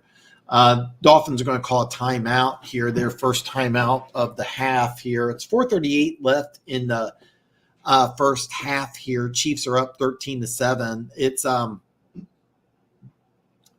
and 2 on the Chiefs 45-yard line. So correction, McCaffrey led the NFL in touchdowns. Most of that 21, most rushing touchdowns. John Taylor should be a car salesman because he sells. This is just awesome. Why do you think that one, Pride? I hope AG get a head coaching job. We need good experienced defensive coordinator next season. And he's right, Perry, because he has chemistry. Fontenot, who has Saints ties. And I'm going to start these comments. I'm going to touch base on this at halftime here. As we come back from the commercial break here, as we come out from the timeout correction here, Tua's in pistol formation here. Raheem Mostert's behind him. They're in motion. Raheem Mostert out to the right here. They throw him the ball, but it's dropped. So it's going to be 4th down here. Since they're on the Chiefs' 45-yard line, it's going to be very interesting to see what the Dolphins do, because I don't know if you really want to punt in this situation. This is a bad decision here by the Dolphins to try to get cute here. They're having a lot of success running the ball. Same thing with the Chiefs here. On 4th and 2, the Dolphins are going for it. Biggest 4th down of the game so far. I mean, all 4th downs are pretty big here, but with the weather conditions, plus they're in no man's land. I think even if the weather was perfect, they would still go for it here. It's 4th and 2 here. Empty formation for Tua here. Trips at the bottom of formation. They're in motion, waddle from the bottom to the top here. Tua's back to pass here. He's going to scramble around. It's incomplete as he tries to get the ball to Tyreek Hill. Tyreek Hill wants a flag. He's not going to get it. Chiefs ball as we go to a commercial break here. 4:31 left at the half. Chiefs are going to take over on their own 45-yard line. Chiefs up 13-7. It might have been. And I get why Tyreek Hill wants a flag here. He's not going to get it. It's very close, but yeah.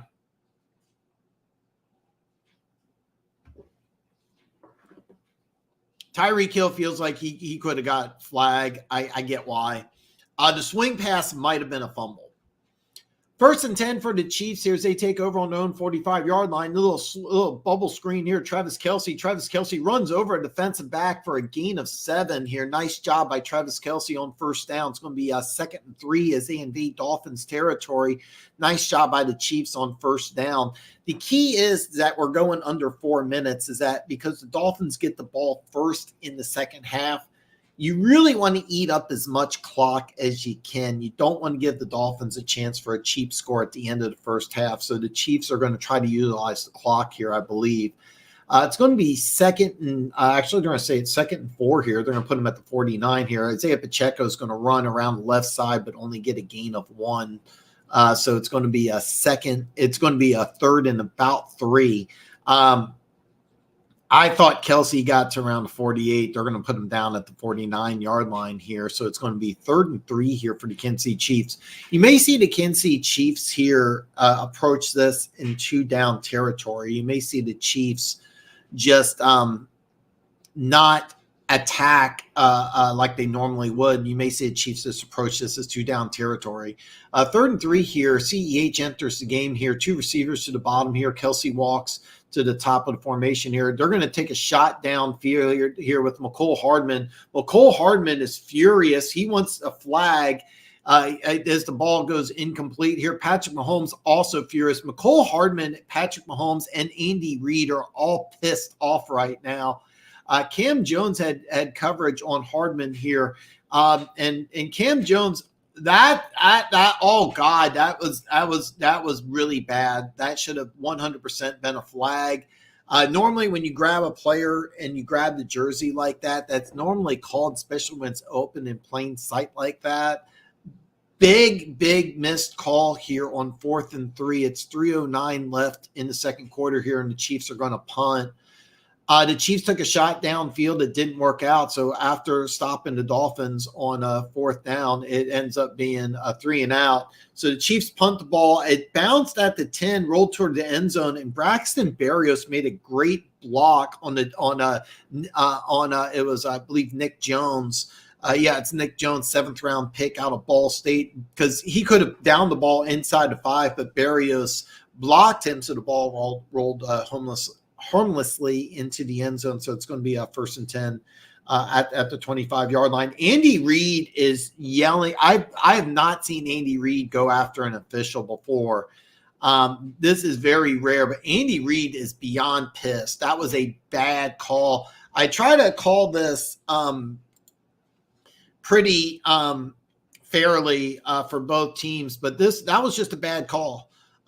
When you grab a player like this in the open field like that, 20 yards down there, that is usually called. Andy Reid still yelling at the official. That was a bad missed call. So your 1st and 10 for the Dolphins at the 20-yard line here as we go under 3 minutes here. Tua in pistol formation here. Devin Archain enters the game here. He's going to be tackled after a gain of 3 here. So what the Dolphins doing is that since you got Mostert back, you got Wilson, you got Devin Archain, rotate these running backs in. Archain, of course, on the Dolphins, he's probably 4th or 5th fastest, but one of the probably fastest 10 to 15 players in the league, track star at Texas A&M. Probably the fastest running back in football, Devin Archain here, but they're going to call it a gain of 2 here. 2nd and 8 for the Dolphins here as we go under 2:30 in the first half here. They're motioning Tyreek Hill here. Tyreek Hill gets the ball here, but he stopped behind the line of scrimmage. So we're going to go to the 2-minute warning here. It's going to be a 3rd and 8. Maybe they're going to give it a loss of 1 here. So there's only going to be 2 games playing on Sunday, and I assume to start. Yeah, that is correct. I think it's I don't know where you're located. I'm in the Midwest. I believe it's 3:30 and 7. But yeah. Do you think Taylor could move? Taylor plays right tackle. Do I think he moves to guard? I remember when he came out of college, Denver Gator has to tell me where he went to school. I loved him coming out of Florida, but I thought he was a natural guard. Possibility, but I doubt it. I think he stays as chief starting right tackle despite the penalties.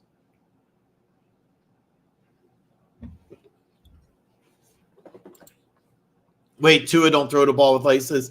So, there's a lot of quarterbacks. Yeah. It's kind of iffy. Tua won the call. You could make up the Dallas is going to play Green Bay in the wild card. That's going to be the first game because of the postponement of the Bills Steelers. It's going to be a good game. Packers Cowboys in Big D. So Miami Dolphins. Oh man! By the way, man, I love that thumbnail. That is just freaking awesome here. The P Lame Trashers against the Chief Superfan is on fire, man. It's below freezing in Kansas City, but Chief Superfan is hot as we are at the 2-minute warning here. It's going to be 3rd and 9 here, a very key 3rd down. Because the Chiefs still have 2 timeouts left. So if you go ahead and give the Chiefs the ball back, you have plenty of time for the Kansas City Chiefs to get some. You have plenty of time for the Kansas City Chiefs to go ahead and get points on the board before half. Now, keep in mind, if the Dolphins can convert, there's plenty of time for them to score. They get the ball first in the second half, so it's a big deal. Okay, the Cowboys should win unless the Cowboys don't come to play or Love plays out of his mind. Actually, Perry, I think the only way Green Bay wins, Aaron Jones the last 3 games has gone over 100 yards. A.J. Dillon's coming back. I think that Aaron Jones and A.J. Dillon just got to run the ball. And what you do is you play keep away. You just run the ball, control the clock, make this an ugly game. Because the Dallas Cowboys defense is more speed built than anything else. And there is one shirtless guy out there. One shirtless guy out at Arrowhead. This is crazy. Oh, God, that's a great question. I'm going to bring that up here. They're going to call it 3rd and 8 here. They're going to motion Archain to the top of the formation here. There's a flag on the play here. Chiefs are pointing towards Tyreek Hill. Looks like Tyreek Hill jumped. So they're going to move this back 5. So instead of 3rd and 8, it's going to be 3rd and 13 here as a false start's called on Tyreek Hill. There's more than one. I'm gonna touch base on this, by the way, Chiefs superfan. I'm going to touch because I do have a pick. I wouldn't be shocked if the Cowboys lose. Aaron Jones, Jordan Love, and Jalen Reed is balling. I would be, but yeah, Aaron Jones especially, and he's the key. 3rd and 13 here at the Dolphins' own 17-yard line. They're in a motion A-chain to the top of the formation here. Tua bobbles a shotgun snap here, and he's sacked! Tua goes down. George Karlaftis sacked. Chiefs are going to call a timeout with 1:55 left. So the Chiefs are going to get the ball back with 1:55, and they haven't motioned it on the screen yet. But George Karlaftis did a great job here. He just went right around Austin Jackson here, and great job here. As Tua bobbled the shotgun snap, I said this before, Tua is very clearly, visibly bothered by the cold. Yeah, he had a great touchdown throw to Tyreek Hill, but he's bothered by that. That ball hit him right in the hands. He bobbled it. George Karlaftis, Mike Dana on Dana. I always get this mixed up. Dana on the other side here. So the Dolphins are going to punt. One timeout left by the Chiefs here. The Chiefs are going to let this bounce. It's going to take a Dolphins bounce all the way to the 39. So the ball hit at the 50 and rolled an additional 11 yards here. It's going to be 1st and 10 for the Kansas City Chiefs at their own 39-yard line here. 1:43 left in the first half. Chiefs have one timeout. Dude, that's a dumb. I mean, dude, I get it. Yeah.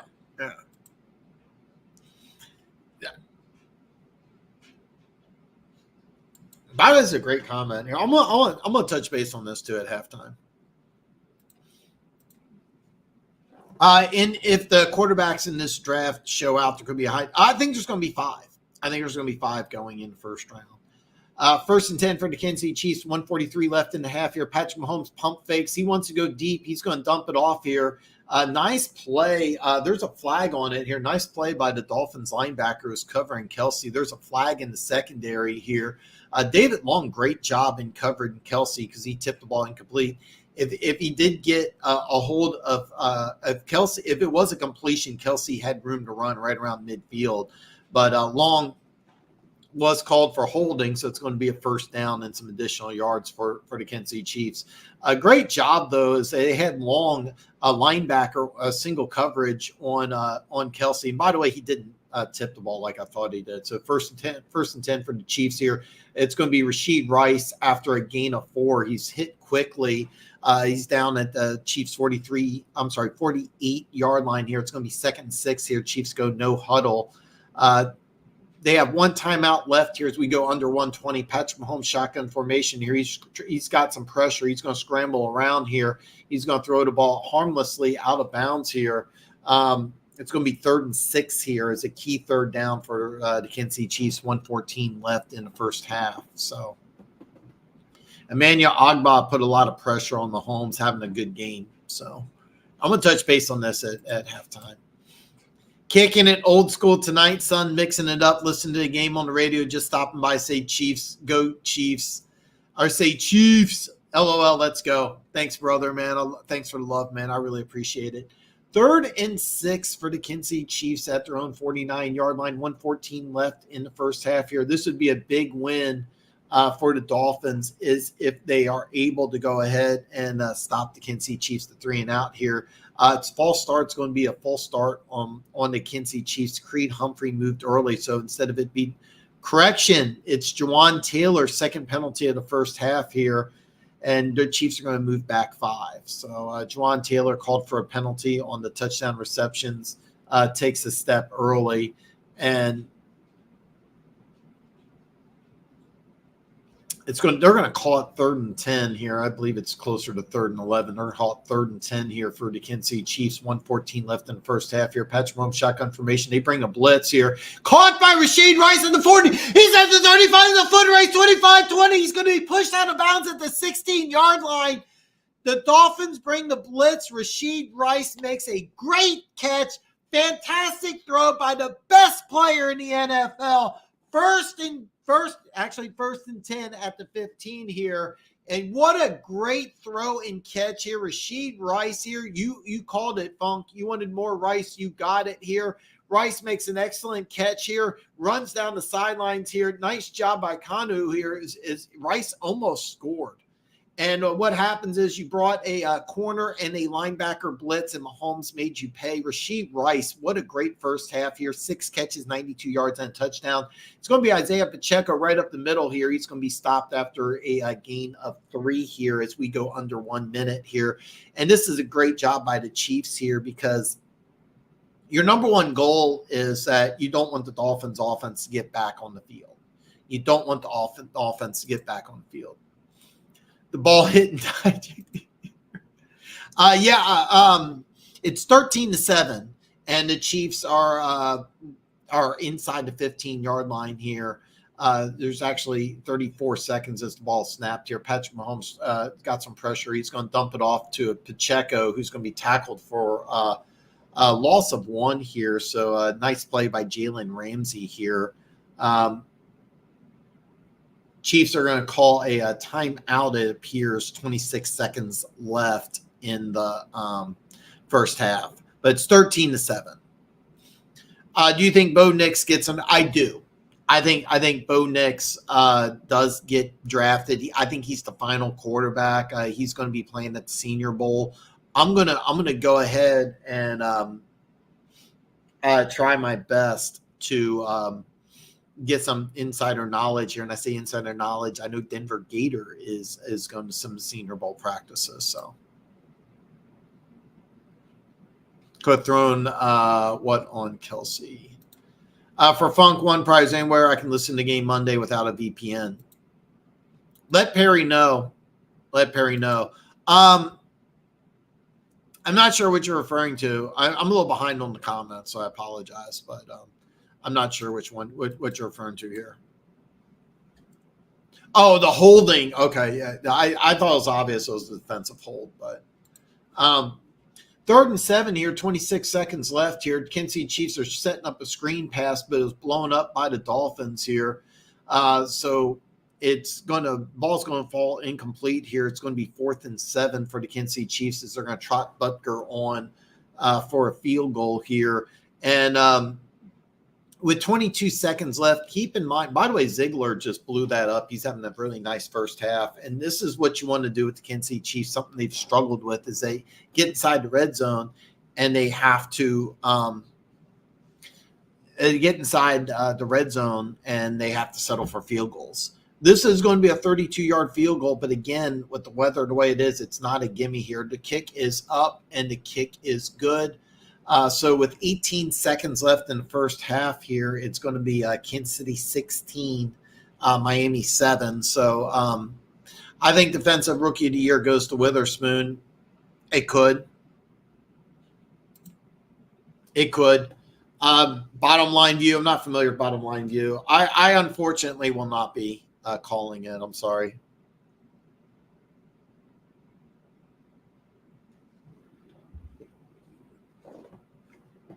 I actually do feel bad. I actually would love to call it. I unfortunately can't. And by the way, some of these comments here, I'm going to touch base at halftime. So Yeah, I just downed my coffee, man. I'm toying. I was toying around with making some more coffee at halftime, but I think I got a big thing of water in my backup water. Um, I was watching the Houston game, Houston Cleveland game, and the game just kind of snuck up on me. I thought there would be more time to when the game ended than started. So, but yeah. This kick is going to be Barrios is going to catch this ball around the 9 here. He's going to go around the left side here, but he's going to be tackled at the 30, maybe the 31-yard line. So Tua's going to take the field. 14 seconds left in the half here. I'm kind of curious what Dolphins are going to do. They do have 2 timeouts. They have 14 seconds. You have the fastest offense in the NFL. So, you know. We'll have to wait and see. We'll have to wait and see here. They're going to line Tua and Waddle to the top of the formation here. They got Mostert on the right side here. 2 tight ends, 2 receivers here. It's going to be a fake handoff to Mostert here. They're going to take another shot downfield. They got Jalen Waddle, and he's going to be tackled and spun out of bounds with 6 seconds left. And so Dolphins have 6 seconds left. Be interesting to see what they do here. They got a gain. This is a nice throw and catch here. Jalen Waddle's a guy that I absolutely love. It's one of those situations, if you pay Tua all that money, then you probably can't keep Jalen Waddle, who's going to be a very expensive free agent. And I like what they did here. Miami did a little 2-man route as a 15-yard out to Waddle, and they had Tyreek Hill on the go. 6 seconds left here. Tyreek Hill's back to pass. He's going to throw it. There's a big miscommunication here as he just throws the ball out of bounds. I'm not really sure what's going on. 2 seconds left in the half, but there is a flag. So we're going to see what the flag is on here. It's going to be against Miami. I'm going to find out what's going on here. Illegal hands to the face here by the Miami Dolphins offensive line. 2 seconds left. And I think that what the Dolphins may want to do here is just take a knee. It's 2 seconds. You're backed up now thanks to the penalty. We're going to see what the Dolphins are going to do. I mean, you do have the fastest offense in the NFL. You may want to try to get somebody in the open field here, but it's going to be 1st and 20 at their own 37-yard line. Only 2 seconds left in the first half here. They're in motion Mostert here, and it's going to be a fake. Tua wants to go deep. He's taking a shot downfield and almost intercepted here. So at the end of the first half, it's going to be Kansas City 16, Miami 7, and it was almost intercepted by Mike Edwards. It would have been second interception at a half. So Gooch says, so glad we pay all that money for a lineman who has more penalties and great plays. Yeah, I was not a fan of that signing. I liked Orlando Brown a lot more than most people did, but they went in a completely different direction. And I originally thought that the reason you're giving him all that money is you're going to move him over to left tackle, position he played in college, but that didn't play in the pros. So, and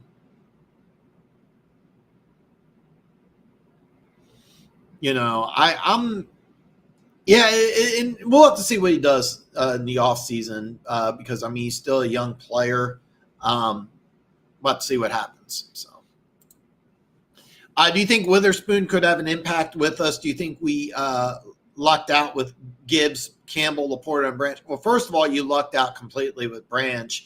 And the reason why is that the Chargers had the 21st pick in the draft. They drafted Quentin Johnston. And I really thought Branch would have been the perfect fit there because Nasir Adderley was the free safety. He retired. He retired at 24. It was kind of a former first round or second round draft pick, but I mean, he was a 4-year starter, 4-year player. I mean, right out of Delaware, player I really liked. He retired.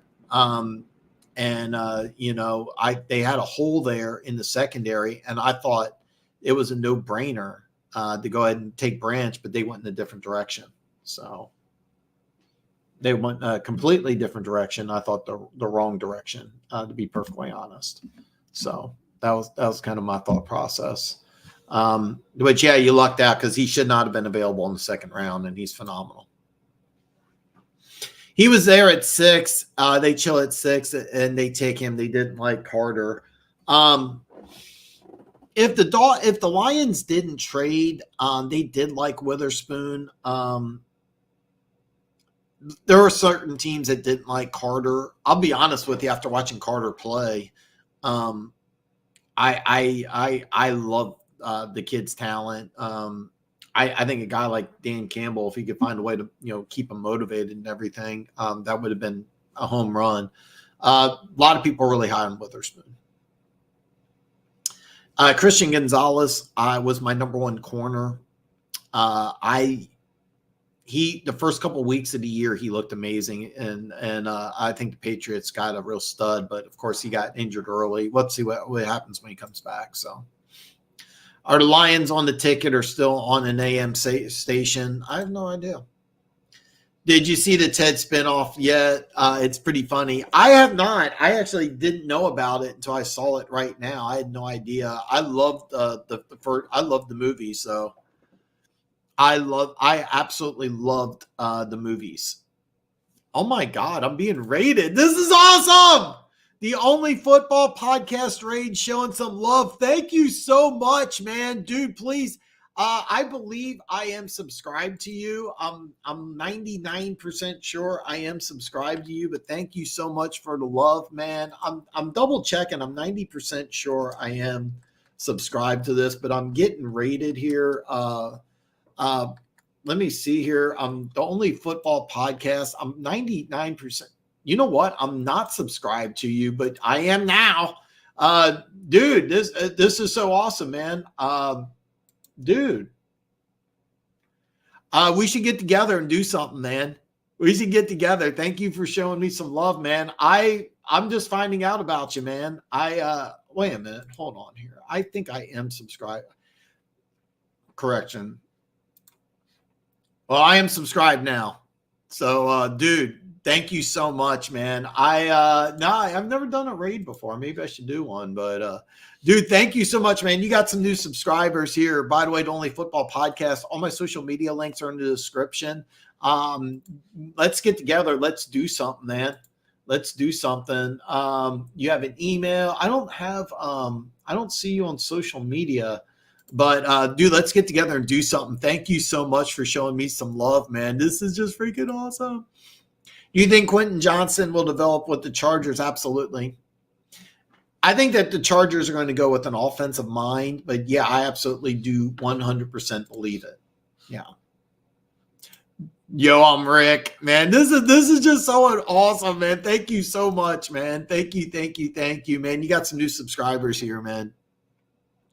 The Lions parted ways with Bugs with a year left on his contract. His attitude, no way. By the way, it wasn't. There was mixed reviews about his attitude. It was not really his attitude. It was more about his maturity and some of the off-field issues. There were some comments that he was actually a fantastic teammate, and in Philly, it's been nothing but good things. So I don't know. We'll have to wait and see. Dude, Kyle, thank you so much, man. Dude, I subscribed. I just found out. I do all sorts of draft stuff. So if you're doing anything draft related, we do need to get together right after the combine. I'll have weekly mock drafts. So man, that would be awesome, man. And that's awesome thumbnails. Is that you? I love the backdrop there.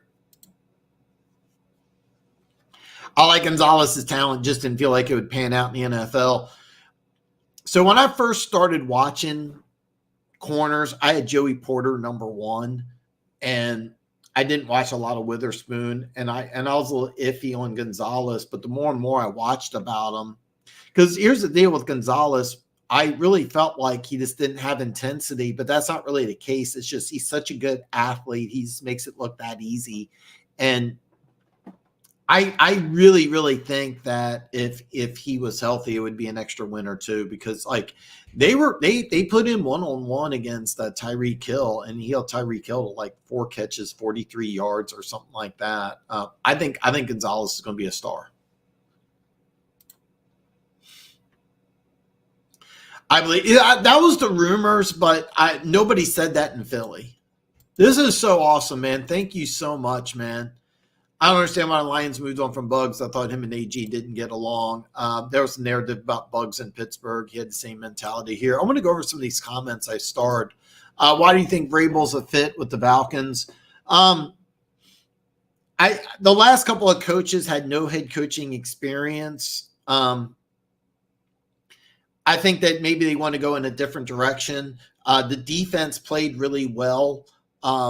I think Vrabel could come in there, and I think what Atlanta is going to do is I think that they are going to trade up in the draft and try to get a quarterback early. They're going to try to get their guy.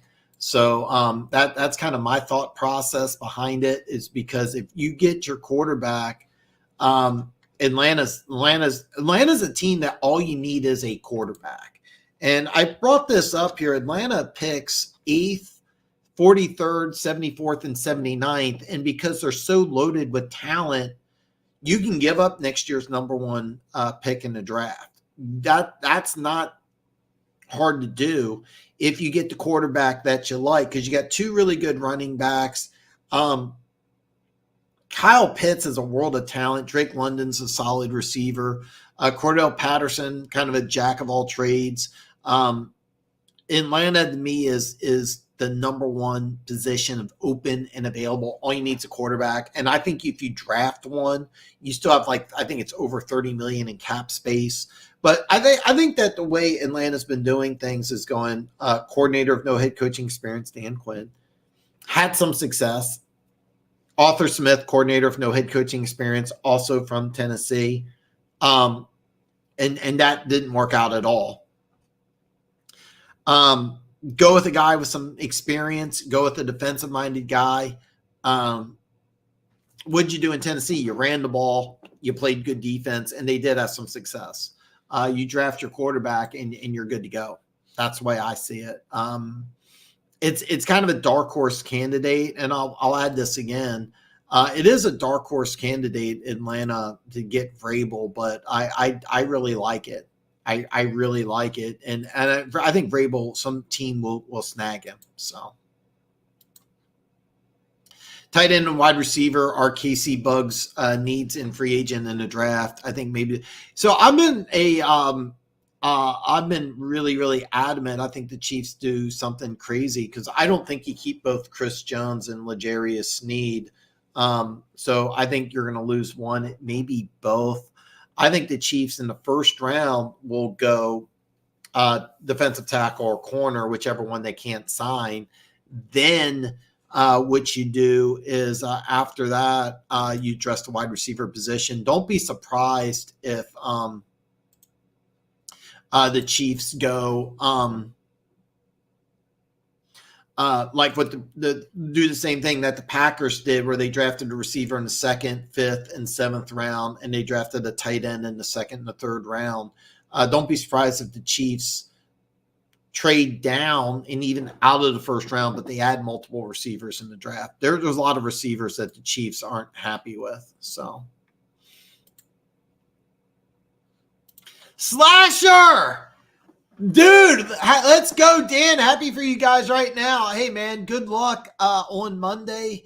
I can't wait. I'm not going to do play-by-play for it, but good luck. I will be I'm kind of torn. I don't know who I really want. I really want to see a good game.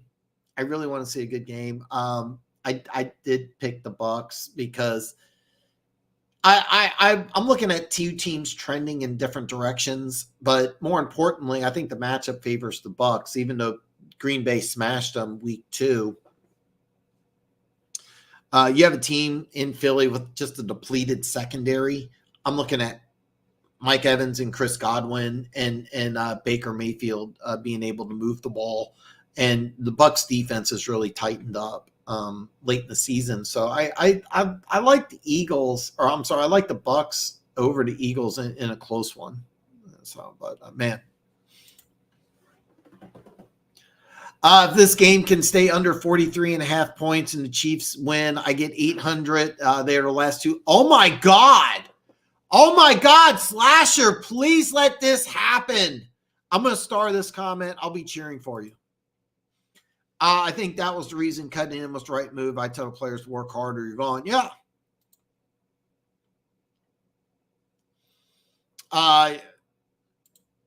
Loved Gonzalez do this. Yeah, the thing is with Gonzalez, when I first started watching him, I really wanted to see more intensity, more toughness, and I didn't like it. But then I started watching more and more of him. No, he's such a good athlete. He just made the college game look effortless. He really did. And honestly, I know that you guys liked Witherspoon. It wouldn't surprise me if you stayed at 6, you went Gonzalez instead. I know Funk. I think Funk was the first one that turned me on to him, and I really, really great player. Do you think Kansas City makes a trade up in the big move? I do not personally. I think if nothing else, the Chiefs trade down and just try to stockpile receivers and maybe draft a tight end or two. We'll have to see what happens in free agency, but I do think the Chiefs will make some moves. KC, great call, man. Vrabel is a great coach. He does. I think he ends up with Atlanta, but I think he'll go somewhere, and I think he'll do a good job. So Robert Saleh is safe. Would the Jets make a play for? Ooh, you know what? I'll be honest with you. I think I would rather have Vrabel than Saleh, but they're kind of similar type of guys. I don't think so personally. I think Robert Saleh is safe for right now, but you never know. I honestly think it's better for the Eagles to lose. Sirianni doesn't deserve to be head coach. If we had any other coach, this team would have no problems on offense. Oh, my God. You know what? You're not. So One Pride said that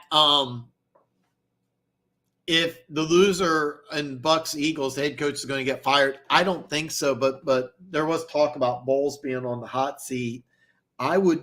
I personally think that would be a gross overreaction to move on from Sirianni. But, by the way, the offensive coordinator for the Eagles is getting head coaching interviews. I don't get that at all because the offense really kind of bogged down. So,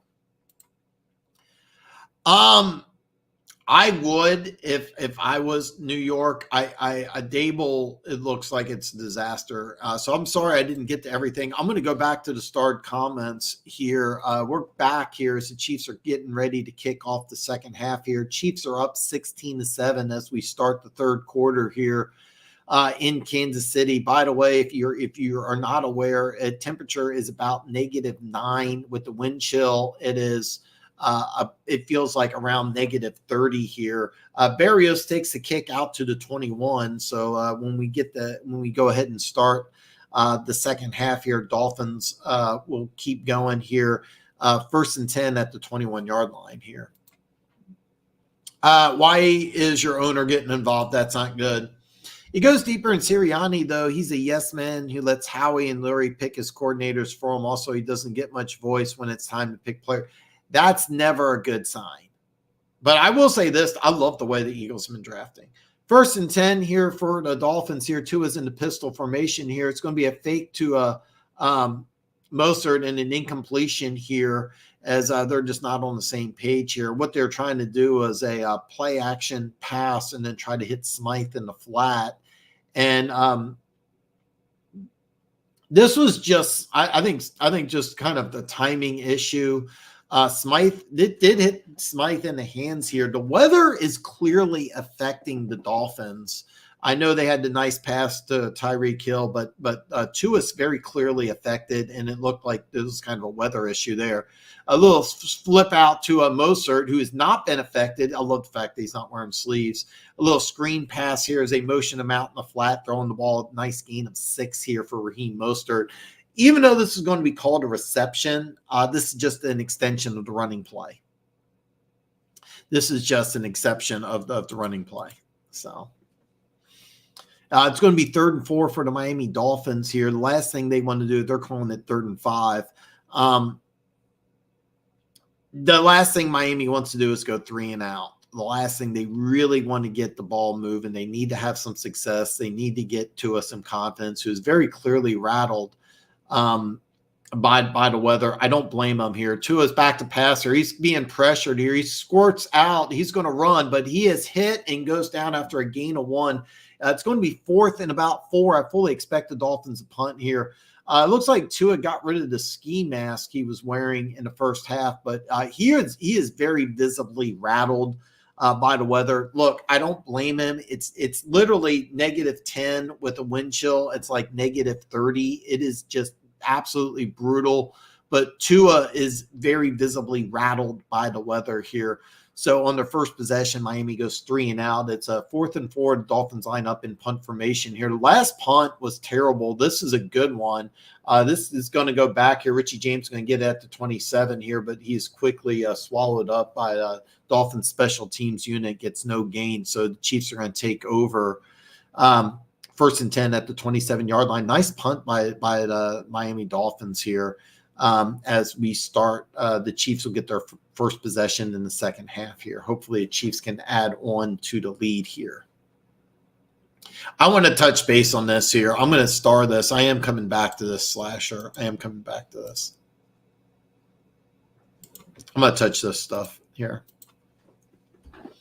1st and 10 for the Kansas City Chiefs at their own, they're actually 28-yard line. Isaiah Pacheco to Patrick Mahomes left here. Mahomes in shotgun formation here. Look, it was a quick out route, but Emmanuel Ogbah batted it down at the line of scrimmage, so it's going to be 2nd and 10 for the Kansas City Chiefs. It has to do with the Chip Kelly issue. He kind of took Roseman's job, and Lurie is his best bud after he helped win a Super Bowl a year or two after Chip left. I didn't know that, but I remember when they replaced Andy Reid, Chip Kelly was going to revolutionize the NFL. He alienated a lot of players. Remember, they just got rid of everybody. 2nd and 10 here for the Chiefs here. Mahomes wants to go deep downfield here. It's caught. Noah Gray at the 50-yard line. 1st down, Kansas City. A 23-yard completion. Noah Gray's first catch in the game here. I firmly believe they should use Noah Gray a lot more. He was split out as a wide receiver here as the Chiefs went with 3 tight ends on that play, but they're all lined up as wide receivers here. And they took a nice shot downfield, a nice gain of 23 yards, 1st and 10 for the Kansas City Chiefs. Actually, I'm going to put them down at the 49, so a 22-yard completion here. 1st and 10 for the Kansas City Chiefs here. It's going to be a handoff to Isaiah Pacheco here, but he's swallowed up in the backfield here. David Long nails Pacheco for a loss of 2. Loss of 2 here. Yeah, this is kind of funny, too. And Slasher, you're an all-Georgia team now is blowing up in the face because the only Georgia Bulldog performing somewhat is Carter, and he went cold. Keep in mind, Nolan Smith is probably going to get a lot more playing time next year. Keep in mind. In his limited playing time, he did look good.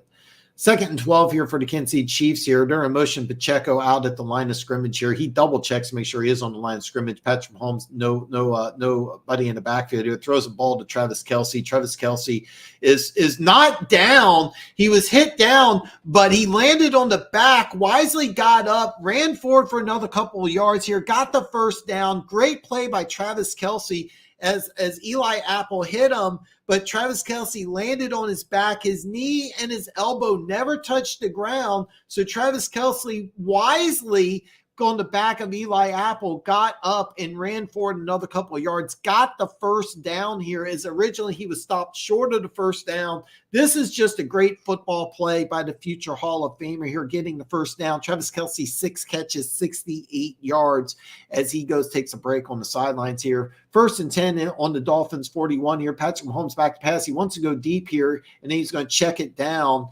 But it goes incomplete here. As it looks like they're wanting to go deep downfield, but instead of going deep downfield, looks like the Dolphins are ready for it. So Patrick Mahomes, I don't know if the ball slipped or what. He just threw the ball basically into the dirt at the feet of CEH here. So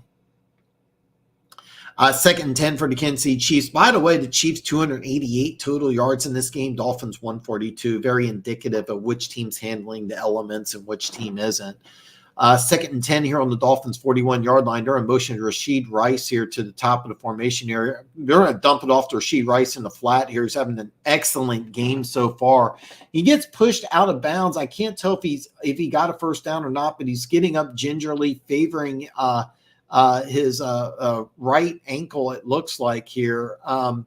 He is favoring his left. He's going down, so we're going to have an injury timeout. I can get all these comments here. I can't tell if the Chiefs got a first down or not, but we're going to stop the game for injury timeout. Rashid Rice, who's having a fantastic game. That was his 7th catch of the day as he goes over the century mark, also has a timeout. A touchdown. He steps on the yard marker out of bounds, so I think he's short. So, Slasher, do you think Roseman will move on from Philly head coach? They lose to the Bucks or play bad and win. Yeah, Chip. Yeah, these are some bad moves by Chip Kelly, and I don't know how he got another job, but he's a guy who's doing a good job at UCLA. It'll be interesting how he does in the Big Ten. I know there's some talk about him being gone from UCLA, but I didn't buy that because they were bringing in talent. So I really like what they're doing. So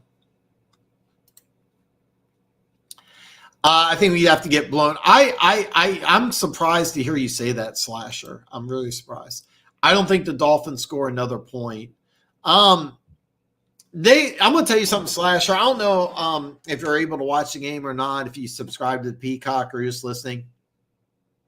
The Dolphins are visibly affected by the weather. If you're not aware, it's -10. With the wind chill, it's -30.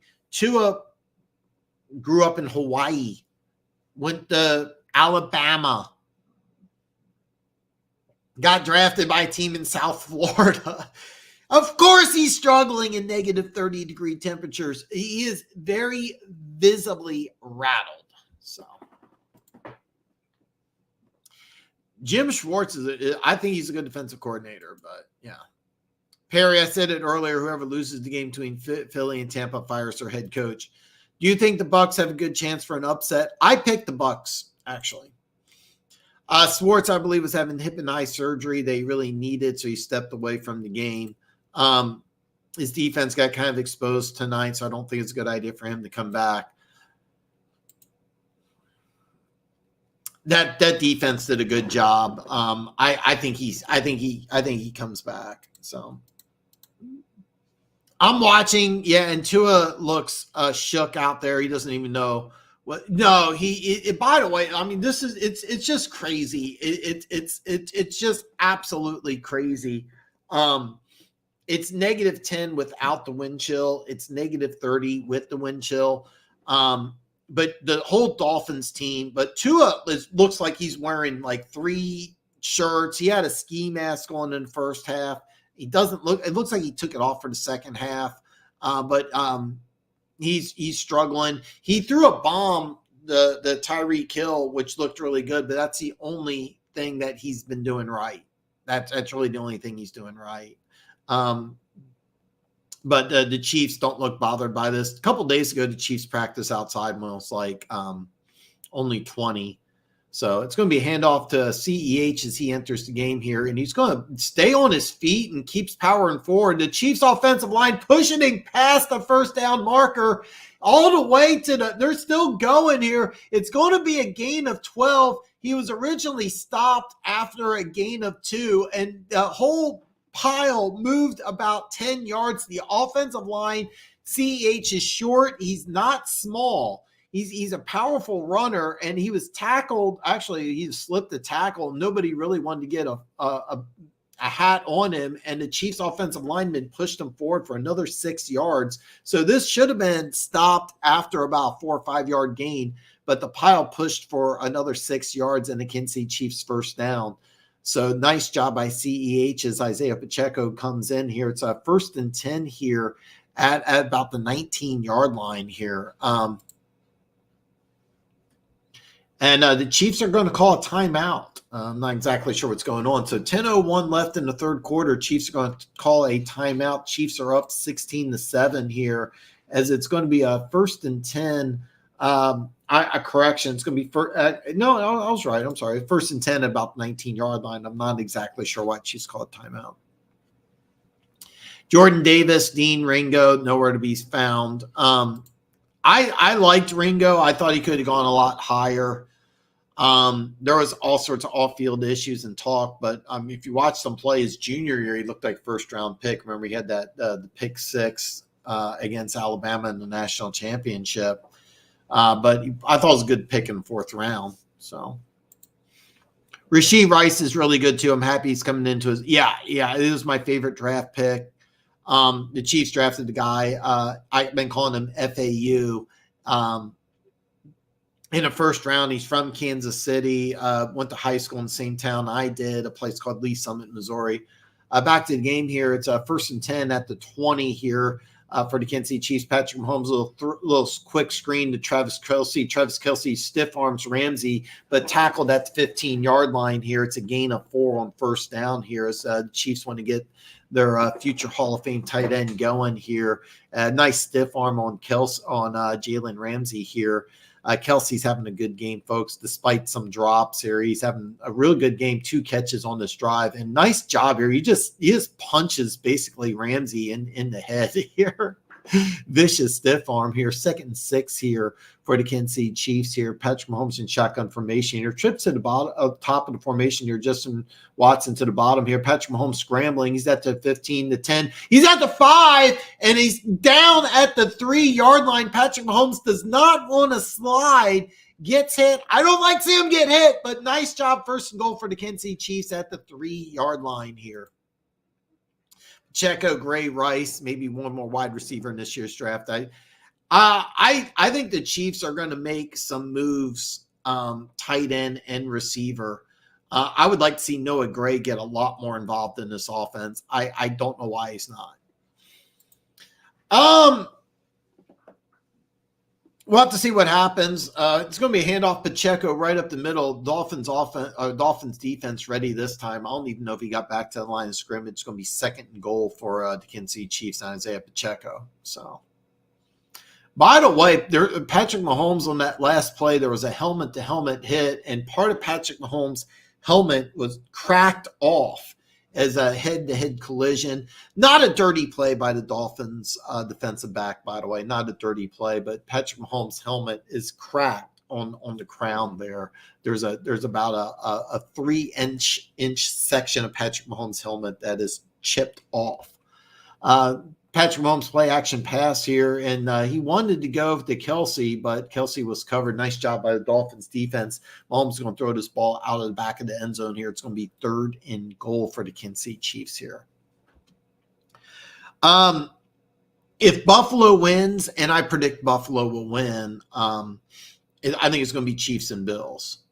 So Patrick Mahomes is there. So here's the deal: the referees, because the helmet is cracked, the referees are making Patrick Mahomes switch helmets out. So they stop the play here. The Chiefs are not going to be charged a timeout, and Patrick Mahomes does not need to come out of the game. I believe what they did is they just switched his helmet with Blaine Gabbert. So it's kind of funny in the huddle. They're snapping his helmet on as it looks like the Chiefs are going to switch helmets out because it's an equipment issue. But it was a nice chunk. By the way, not a dirty play by the Dolphins, just a football play. 3rd and goal here from the 3-yard line here. Patrick Mahomes is going to fake the handoff here. He's going to throw the ball in the back of the end zone, and it's going to go out of the end zone here, incomplete here. Chiefs probably going to kick a field goal here. They're going to trot Butker back on here, and Patrick Mahomes not happy with the helmet. It looked like what happened is Duke Riley came in on a blitz the Chiefs were not ready for. And Patrick Mahomes is mad about something. He's yelling. Andy Reid pats him on the chest, tells him it's okay. He's talking with Matt Nagy on the sidelines. He's visibly angry about something. So, yeah, But I do think it's going to be Buffalo. This is going to be a 21-yard field goal here for the Kansas City Chiefs. Not a gimme in this weather, but the kick is up. The kick is good. So, and this is what you want to do if you're the Miami Dolphins, is when the Chiefs get inside the red zone, hold them to field goals. 7:49 left in the third quarter. Kansas City Chiefs 19, Miami 7. But as I said many times, Tua is very clearly rattled by the weather, and I don't blame him. I think it's going to be the Bills, Perry. Slasher, who has performed outside of Carter, came from Georgia. Slasher, what wide receiver signed Harrison would be a good? I have a major man crush on Roma Duze. Several wide receivers would be good. I don't think the Chiefs need to go receiver in the first round. And unlike a lot of people, I don't think that we need to go a big name free agent. I really don't. You still have Kelsey, who I believe is going to play next year. Rashee Rice is just going to get better. We drafted the second round pick 2 years ago, Sky Moore. Terrible sophomore season, but there was lots of talk about him. We have a kid named Justin Ross who's inactive tonight, has a lot of talent. I think that we'll add some small names, but Roma Duze, I have a major man crush on. He's not even going to be close to available when the Chiefs pick. But if he slides in the draft, Roma Duze, I'm telling you right now, it's going to be great. No, we're halfway through the third quarter. Yeah, I agree with you, Slasher. Slasher says they're all young. I'm not going to judge them off one season. Half of them barely got playing time. Only once they assumed full-time road. Nolan Smith, I'm telling you right now, in limited time, he looked really, really good. Nolan Smith is going to be a star. I really believe so. Yeah, and Kelly Ringo, his senior year, didn't look good. Dean had some injury issues. I know that, but I think he'll be the starter next year. Perry, Ball, and I think Brian Thomas Jr., Keon Coleman. There's a lot of receivers, but I think Kansas City is going to surprise people and go defense in the first round and get some guys later in the draft. So, Dean is a small linebacker. That's why he fell in the draft. There was an injury issue. That's why he lasted the third round. But I watched Cleveland, even though they lost. JOK looks like he's ready to be a superstar in this league. And I think Nakobe Dean could be that type of player. Not as fast, but a little more physical. But by the way, like Nakobe Dean had some injury issues. He also will get into an NFL weight room. I call it the NFL 20. Probably doesn't need to put on 20 pounds, but it wouldn't surprise me if he puts on a few pounds. So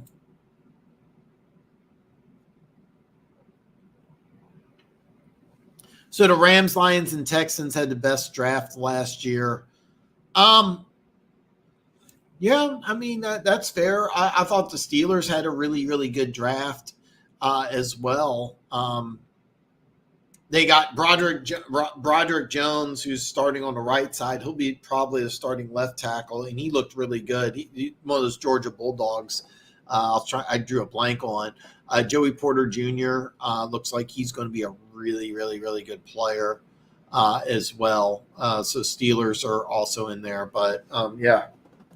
As of right now, keep in mind Arizona traded picks this year to get draft picks this year. Let's see what Arizona does. So,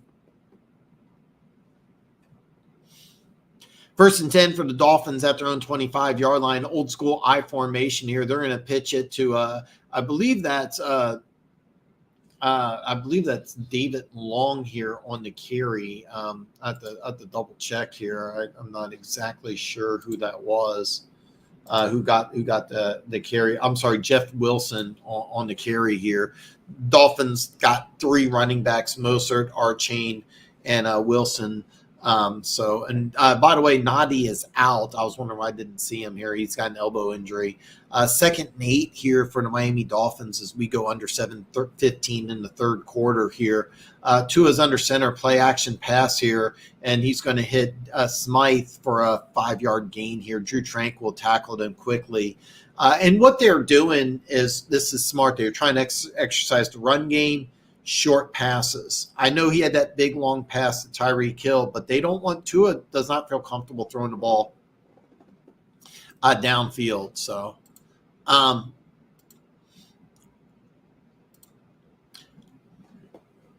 I'll touch. I'm gonna start this. I'm gonna get to this later. 3rd and 2 here for the Dolphins. Wilson's in the backfield. It looks like Tua's in pistol here. He's going to run the ball right up the middle here. He's stopped, but he's going to be short of the first down. It was actually, it was Devin Archain here. He was stopped. It was a nice physical run here, but he stopped short of the first down marker. It's going to be 4th down, and Dolphins, no question, they're going to go for this. Down by 12. We're getting to 6 minutes here in the 3rd quarter. They're still having an issue with Patrick Mahomes' helmet here. 4th down here. Tua's going to be in pistol formation here. 2 receivers to the top of the formation are in motion. Tyreek Hill to the bottom here. It's going to be a handoff, and Devin Archain gets the first downs. He goes to the right side here. Nice job by Devin Archain powering for a first down, very key first down, because if they don't get this first down, then Chiefs are almost in field goal range here. But nice job by Devin Archain getting the first down for the Miami Dolphins here. I need to watch more of this kid, to be honest with you. There was a guy came on and said he's 6'7", 240. I remember you and Funk loved JOK. A little pitch out to Devin Archain, trying to get him to the outside. Chiefs are ready for it here. It was a fake motion to the top of the formation, pitch to the left side, trying to get Archain in the open field here. Chiefs are ready for it. Gain of nothing here. It's going to be 2nd and 10 as we go under 5 minutes in the 3rd quarter here. Chiefs 19, Dolphins 7. If you're tuning in late here, the lone Dolphins touchdown was a 50-yard pass to Tyreek Hill, but it's -10 with the wind chill. It's -30. The Dolphins are very clearly rattled by the weather. Tua is very clearly bothered, does not feel comfortable throwing the ball downfield. Trips here to the top, 1 receiver to the bottom. They motion Archain out, and he is sacked. George Karlaftis gets his 2nd sack of the game here. Him and Chris Jones converge. I believe the sack's going to go straight to Karlaftis, but Chris Jones really helped out. They were not able to block Chris Jones, but Karlaftis, who they're using all over. The Chiefs brought a corner and a safety here.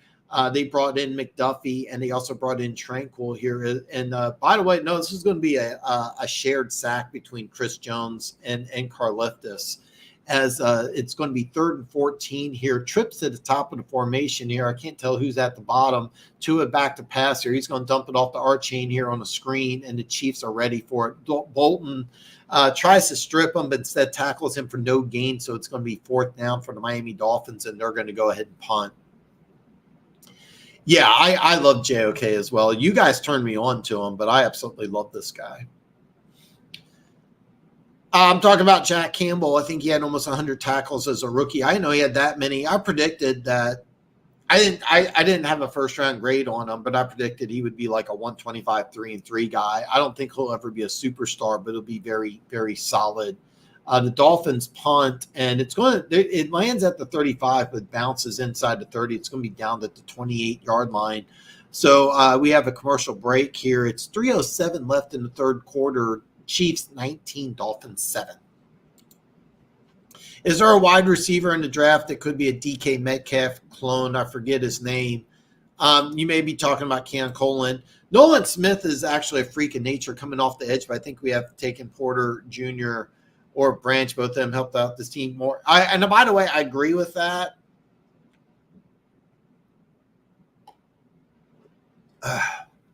Started losing my voice there.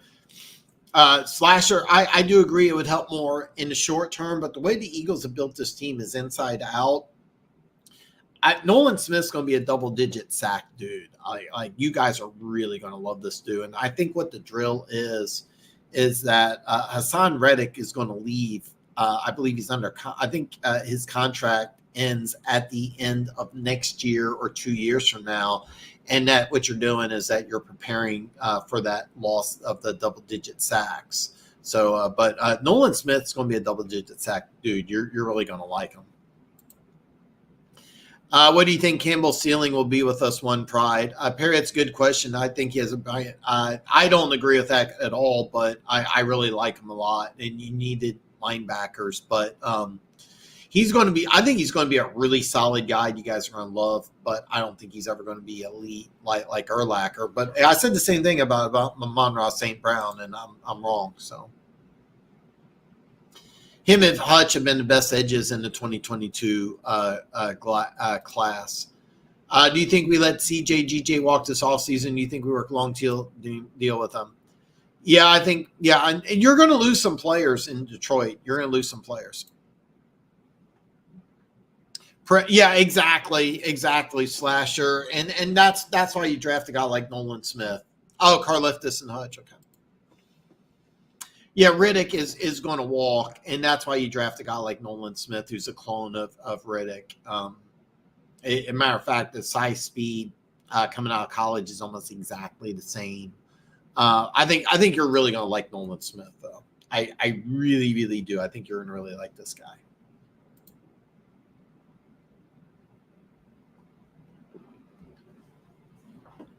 I didn't like that move at first. I know you addressed this as Slasher, but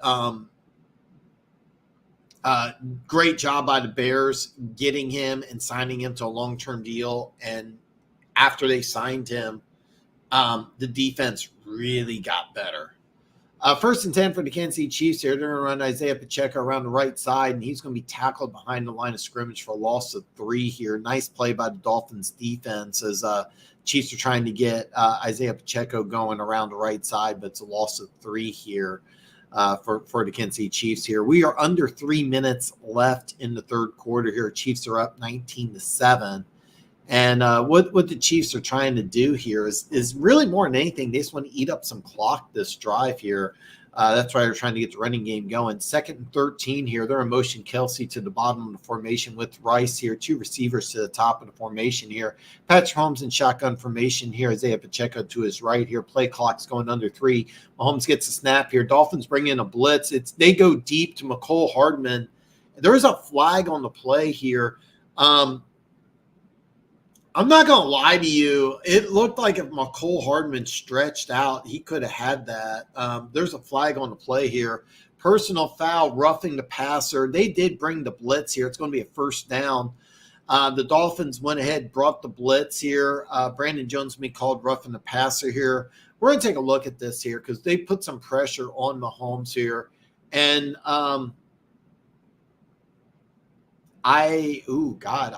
that's not a penalty. By the way, he cut Chiefs super. I'm not gonna lie to you. That's not a penalty. Chiefs got the Mahomes treatment there. 1st and 10 for the Kansas City Chiefs at their 40 here. 2:19 left in the third here. A little quick throw to Justin Watson. 1st down for the Kansas City Chiefs. So. Hey, just got back from the food store. How's the game progressing at this time? How's Miami look now? Same thing. It's 19-7 as we go under 2 minutes in the third quarter here. Tua looks very, very visibly rattled. They brought a blitz here. I don't think that was a penalty, but the Chiefs fan thinks it is. You're not allowed to hit the quarterback at the legs. You can't hit them below the knee. You can hit them in the legs. Isaiah Pacheco around the left side here. It's a gain of 5. You can hit a quarterback below the waist. You can't hit them below the knee. You can hit them below the waist. So, Lions do have a lot of cap space. And yeah, he's going to ask for a lot of money. Lions won't have the money for him. He's going to ask for something premium after Montez Sweat breaking the bank to Bosa contract. Or just better off saving the money for Hutch. He's a beast. Yeah.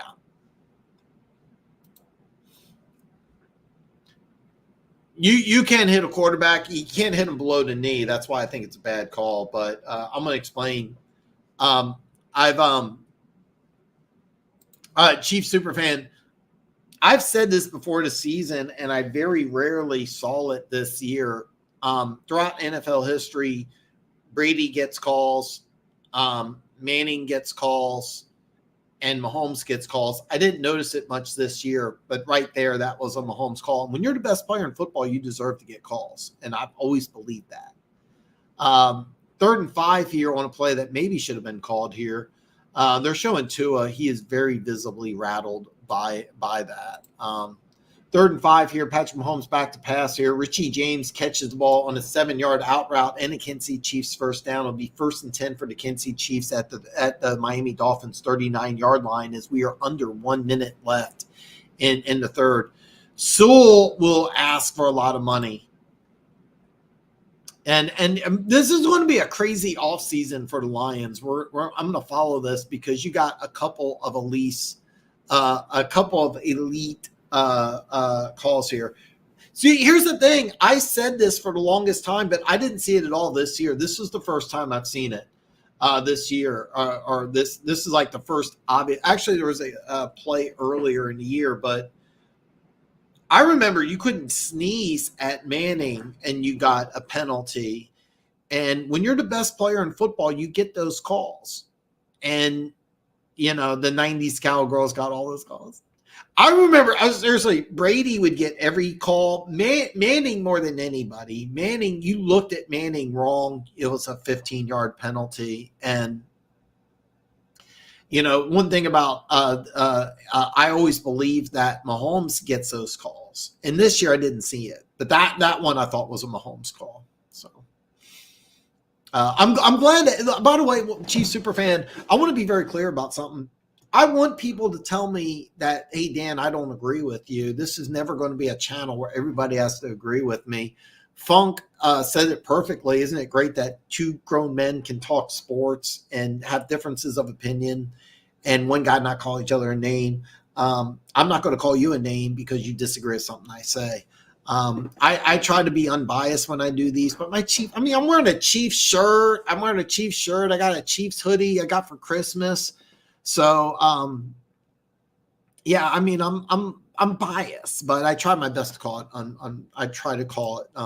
unbiased. So, will the NFL need to do this? Yeah, exactly. And that, like, when Brady got injured against the Chiefs in 2008, that's when they changed the rule. Don't hit quarterbacks below the knee. And although it was a legal play, Bernard Pollard, I actually met Bernard Pollard, huge guy. I love Bernard Pollard. But when Bernard Pollard knocked out Tom Brady, they made the rule change. But that play was above the knee, so it's a legal hit. At least that's my opinion. So, and that's smart. I by the way, that is smart, and I love that. Mahomes knows he's the best player in the NFL, and he gets calls other guys don't. And it's very important that he does that. Always, it's very important. I think smart.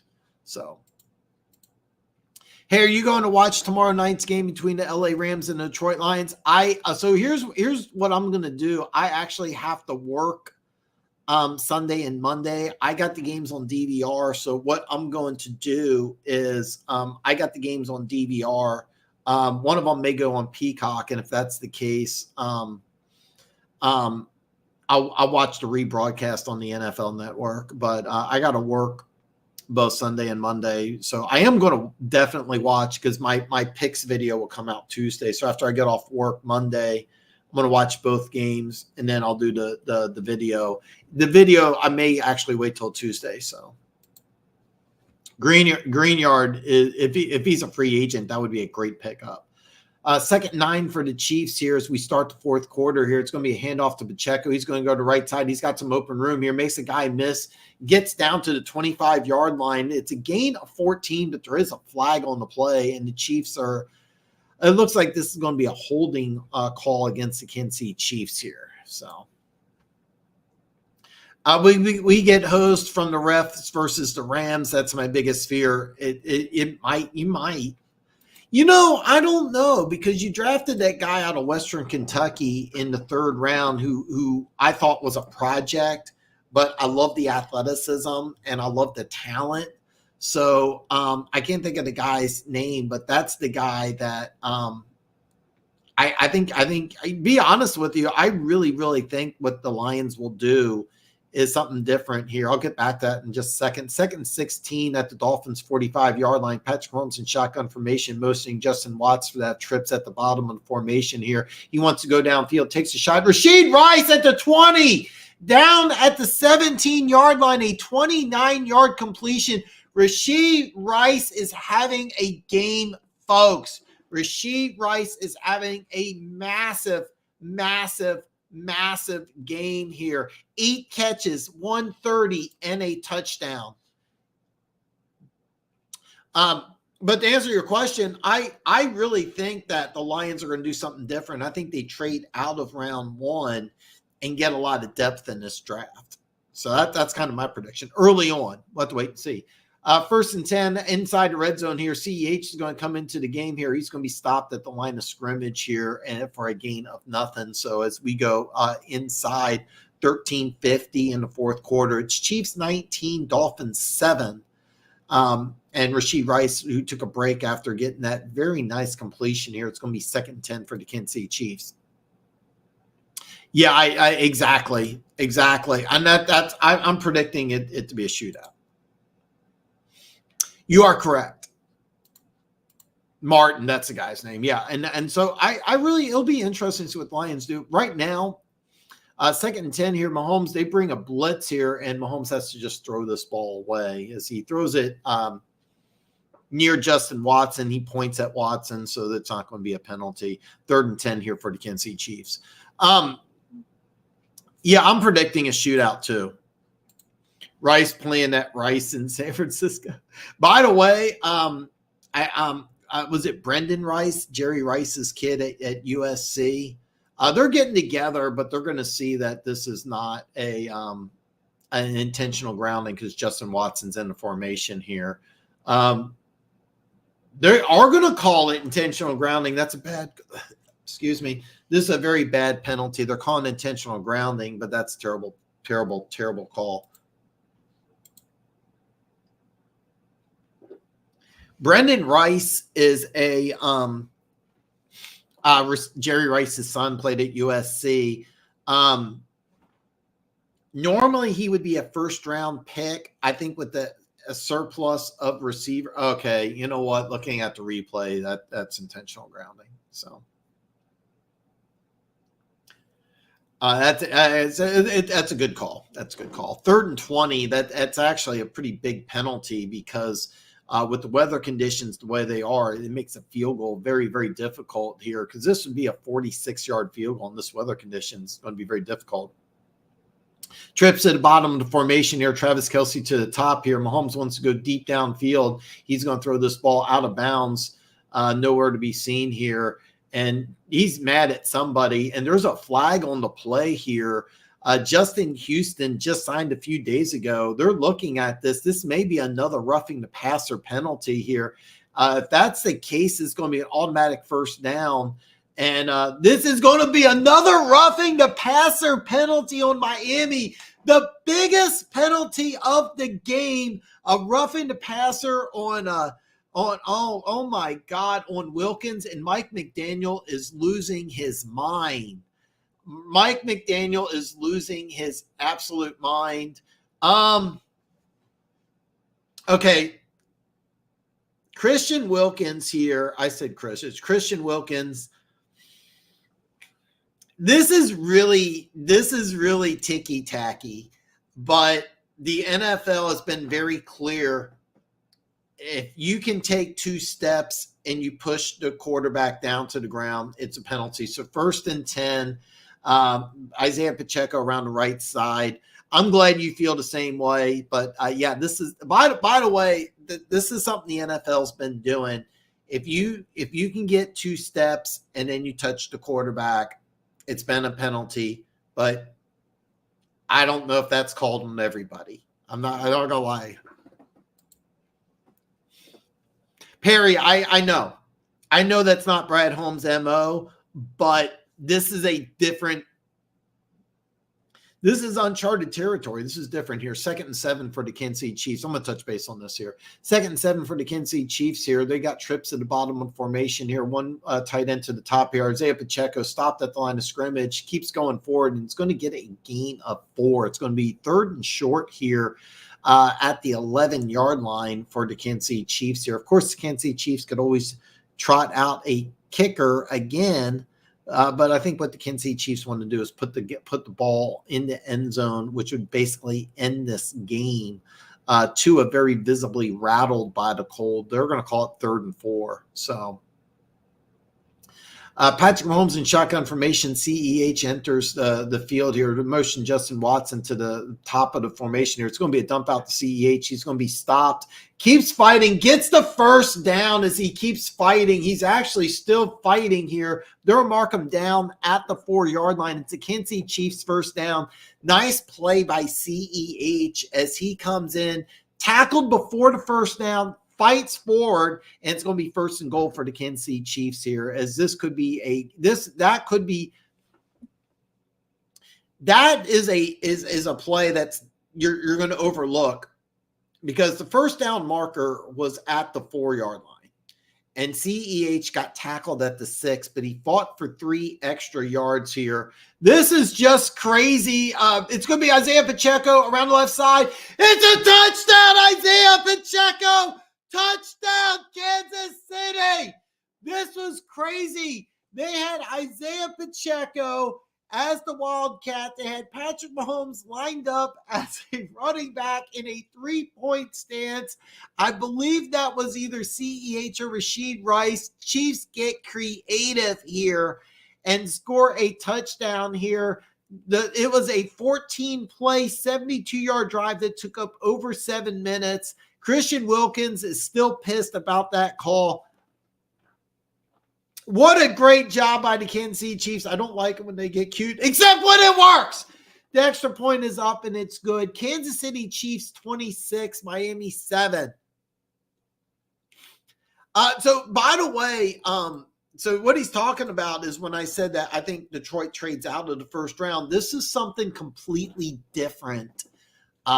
For the Detroit Lions, and you're going to have players that are going to leave via free agency. You're going to have to pay some guys. It's a different time, and I think that you need depth, and I think that what you do, because even though you have a lot of cap space, you got a lot of players you got to sign, and it wouldn't surprise me if what you do is get that cheap players. Very similar to what the Rams and the Jaguars did in the draft. The Rams ended up getting 15 total draft picks, 13 or 15. And I think that's what the Lions are going to do. This is a different time for the Detroit Lions. So he missed out on Weatherspoon. So yeah, game over. I'm not going to lie. Chief super fan, it really feels that way. Tua is very visibly rattled. I'm not even joking when I say this. He is so bothered. It wouldn't surprise me if you go to Skylar Thompson, the backup quarterback who played at K-State. You might need to replace the quarterback. I'm not even exaggerating. Tua is very visibly rattled. You're now down by 3 scores. Mike McDaniel just lost his cool. Christian Wilkins still pissed about that call. It's a ticky-tacky call, but it's been called in the NFL pretty regularly. So if this is correct, since Houston – so if Buffalo wins, it'll be Buffalo, Kansas City, Houston, Baltimore, and that would be a fun game. Dan always talks so soft then. Yeah.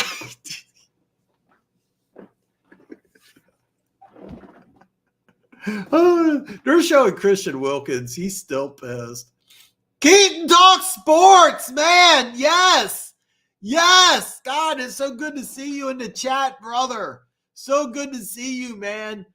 Keaton talks sports came on my show a couple of weeks ago. He has a YouTube channel of his own here. Hopefully we can tag team and get together again, man. Keaton is a Ohio State fan and a New England Patriots fan. I'd love to talk about the coaching hirings with you. So, by the way, yeah, I know. This is something different. Yeah, I'm calling it. We get the Texans at home. Let's go Steelers. I know I'm cheering for Pittsburgh.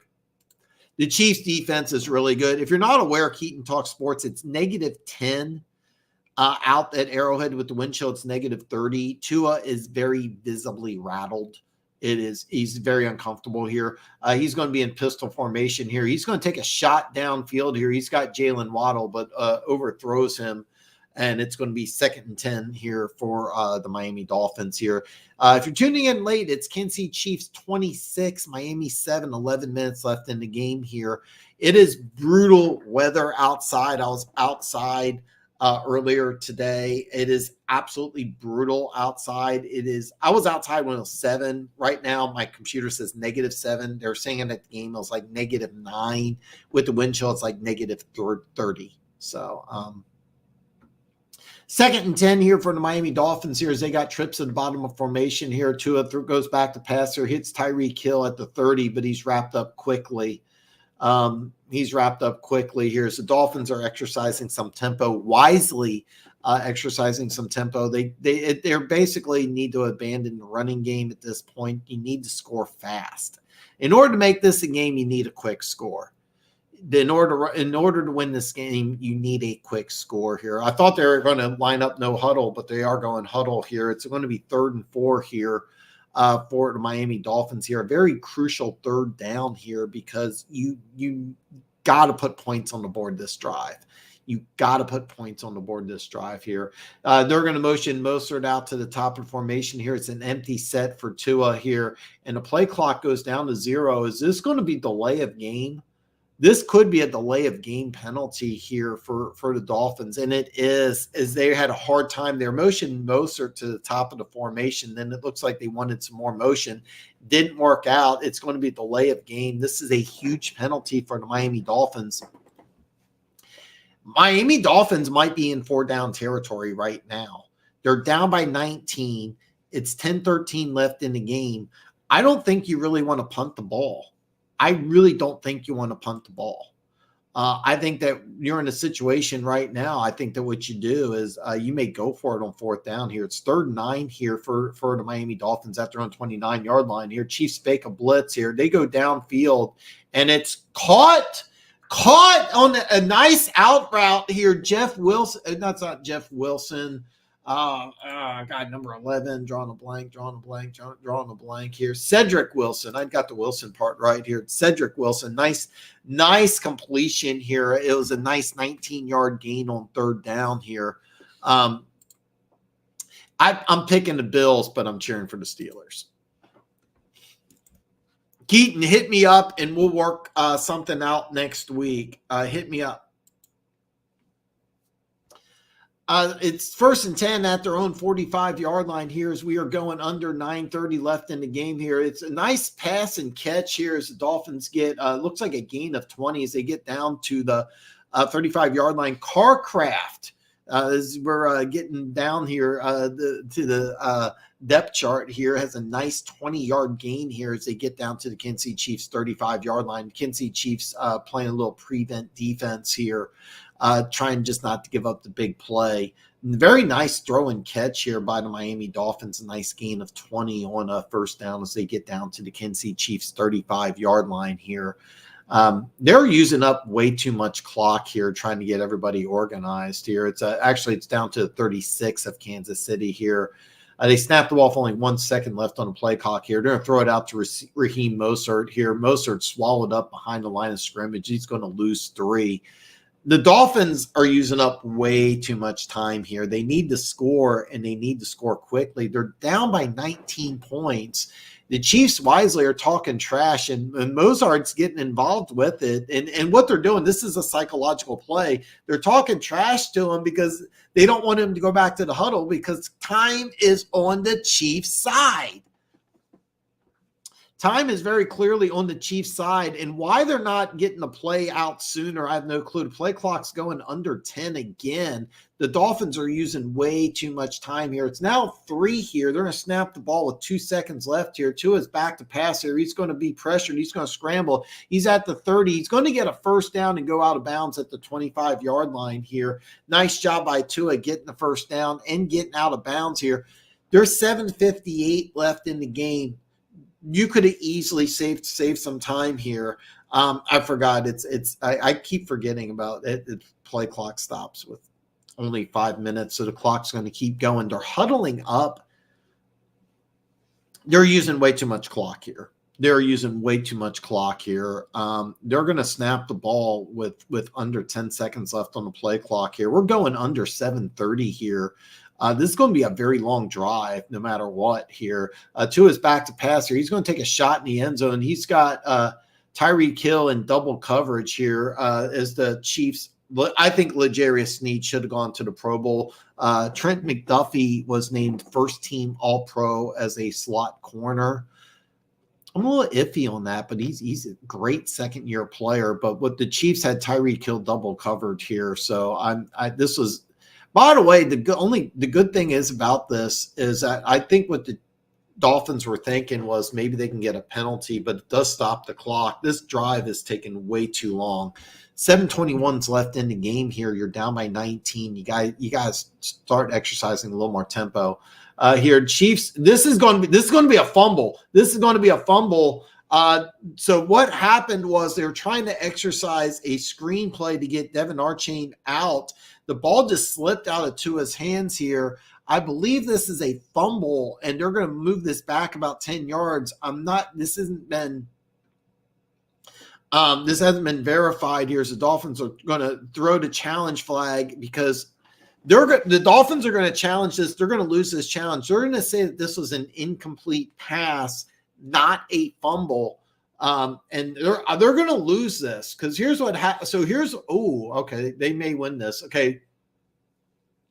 What happened is Lincolnberg, the guard, was pushed back, and Tua, when he was trying to throw, he was trying to sidearm it. The ball hit the back of Lincolnberg's head and went backwards. But I do think Miami will actually win this challenge, and instead of this being a fumble and a loss of about 8 yards, this is going to be an incomplete pass. As they're going to go ahead and take a look at this, but this has been ruled on the field as an incomplete, as a fumble and a loss of about 7.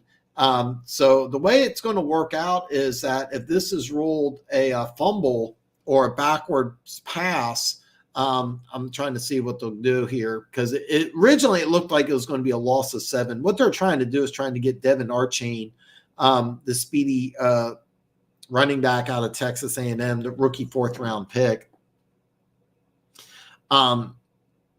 They were trying to get him the ball in the open field. Smart move.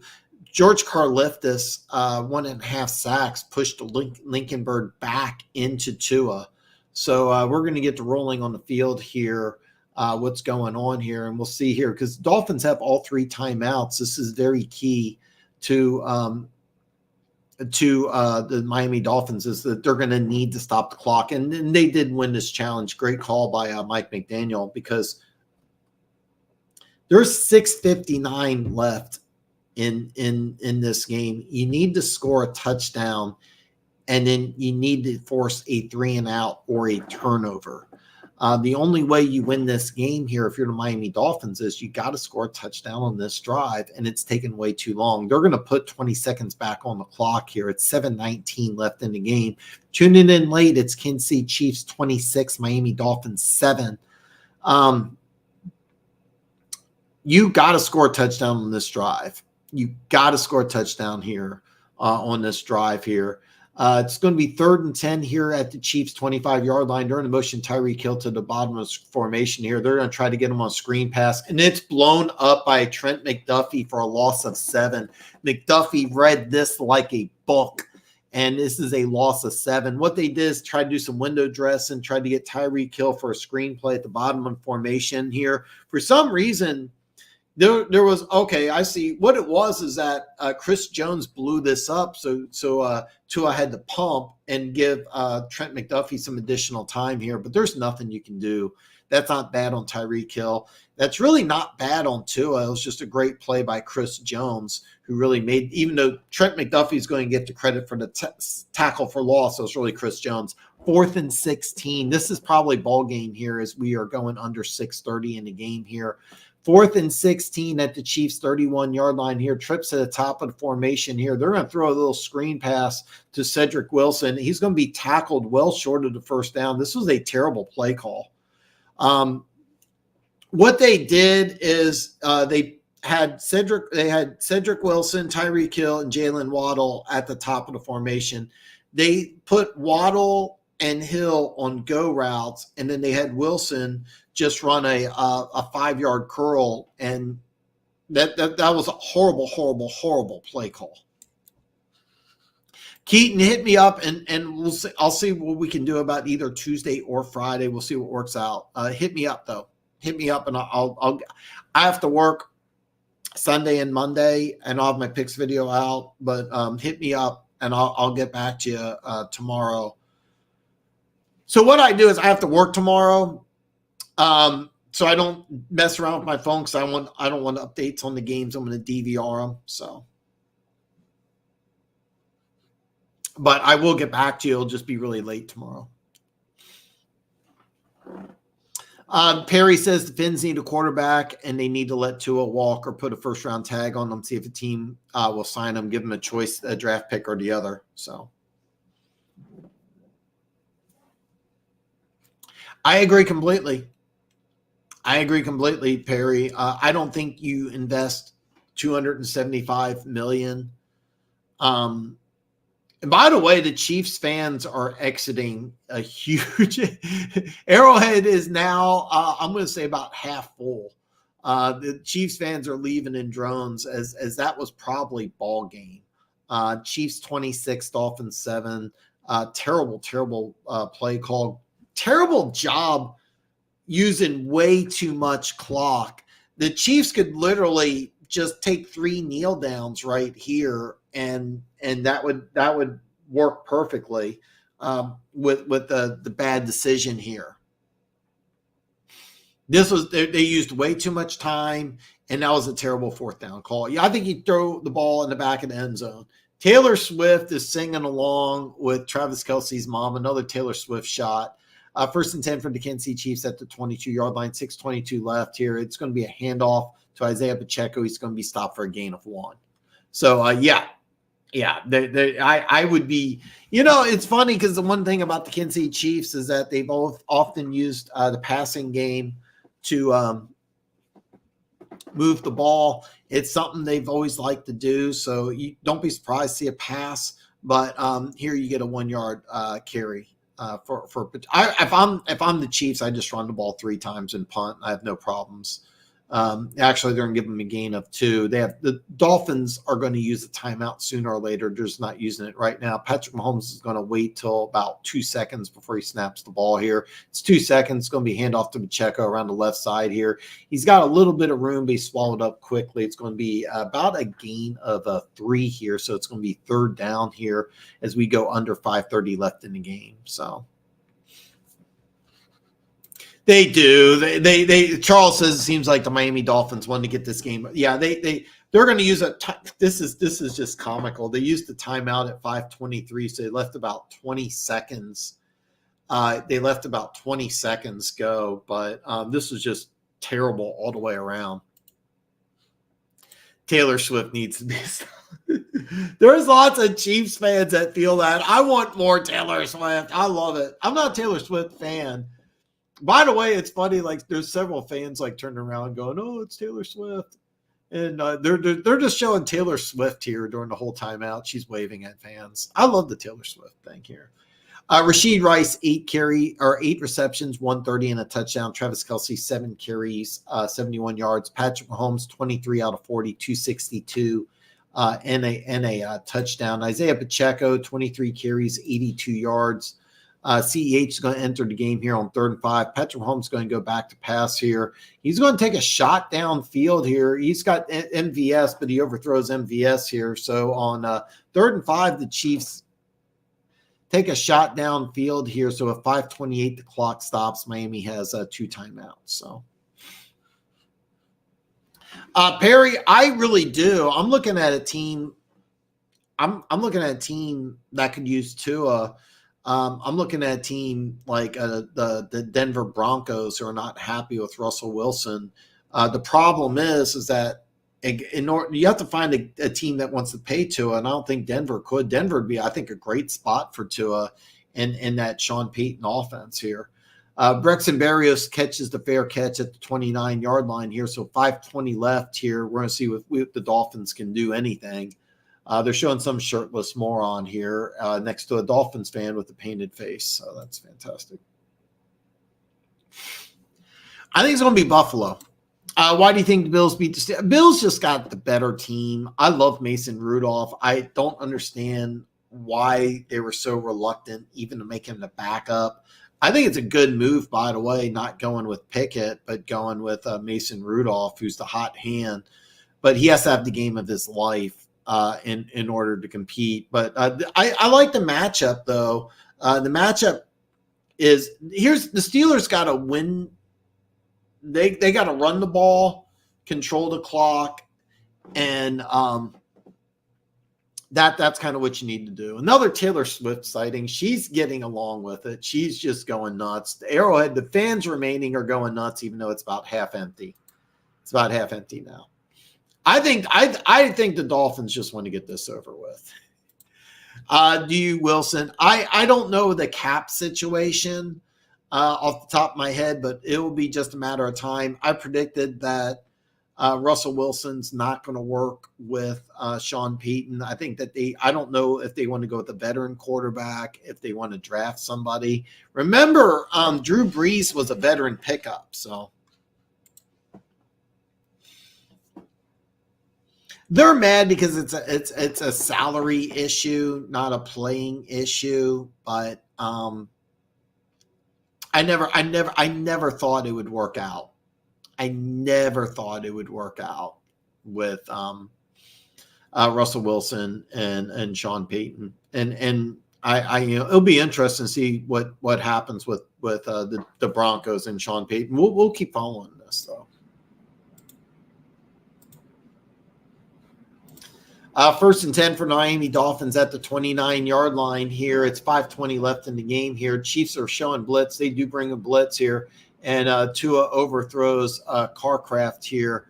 It's going to be 2nd and 10 with 5:16 left. So I have some comments I starred here. I'm going to talk about this Chiefs superfan. I didn't forget. I have this starred. I'm just going to wait till the game's over, it looks like, or maybe the 2-minute warning. But I didn't forget about this because I love Michael Penix. I absolutely love Michael Penix, and I don't think the game against Michigan affects his draft stock. So 2nd and 10 here for the Miami Dolphins here. 5:16 left in the game here. Tua back to pass here. He's getting some pressure. He's going to throw it out. It's going to be incomplete here. And the timing's not there between Waddle and Tua. It's very clearly weather related. Tua very clearly uncomfortable. I don't blame him. It's -30 with the wind chill.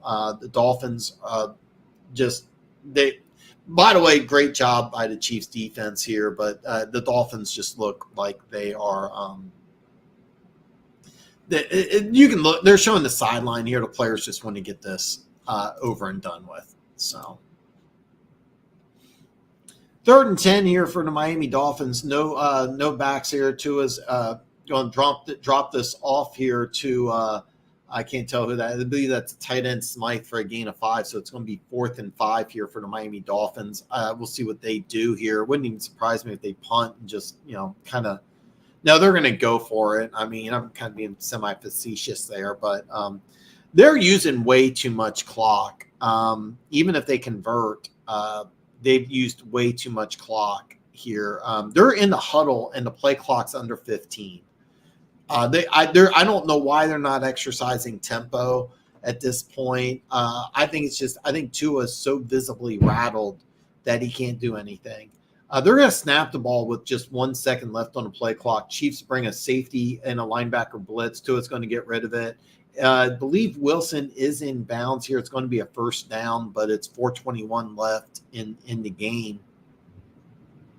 There's no excuse for using this much play clock. There's no excuse. This is just really, really – you know what? They may look at this because Wilson might have a foot out of bounds. I guess they're not. Tua 16 out of 27, 157, and one touchdown, one interception.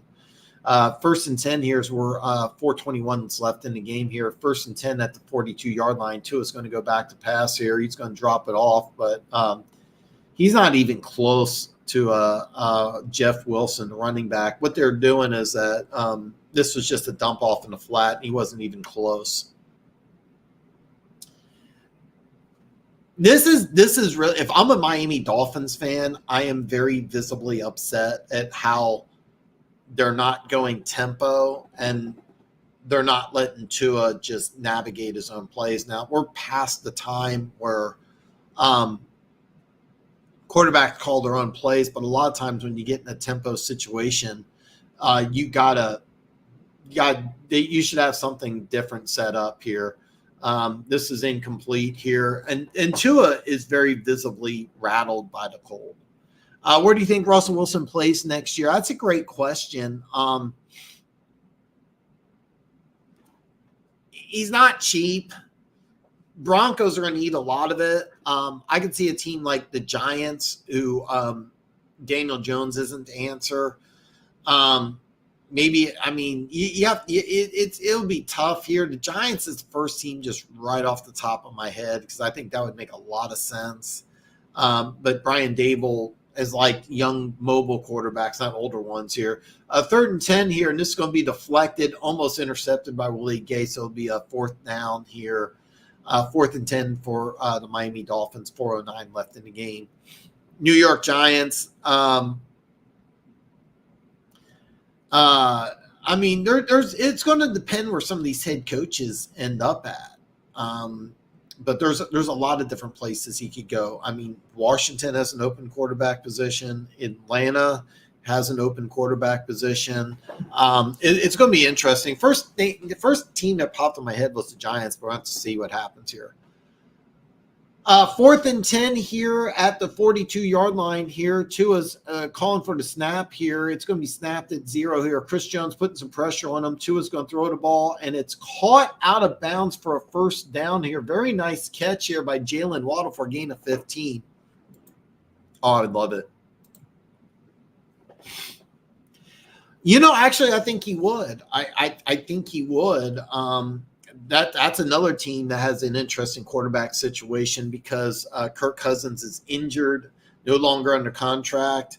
I would personally inquire about it, especially since the Broncos are going to eat a large part of that contract. So, what TD Dolphins talk doing, BFF? Dolphins or Tua just throws an incompletion here. It's 4 minutes left in the game. Chiefs are up 26-7. So, yeah, I agree completely. Wilson does rub teammates and coaches the wrong way. I remember Marshawn Lynch came out this offseason. He said you couldn't even call him. You had to schedule. If you wanted to talk to him, you had to schedule an appointment with his account manager or time manager or whatever. There was a lot of issues. A lot of issues. 2nd and 10 here at the Kansas City 44-yard line. Little quick throw here as it's falls harmlessly incomplete as the Chiefs are.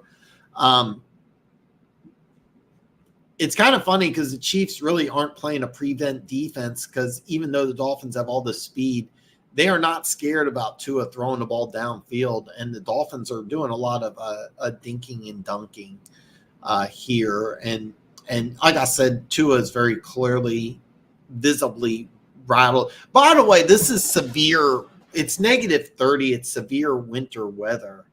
I don't blame a dude from Hawaii who plays in Florida to be able to handle this, but he's very visibly rattled.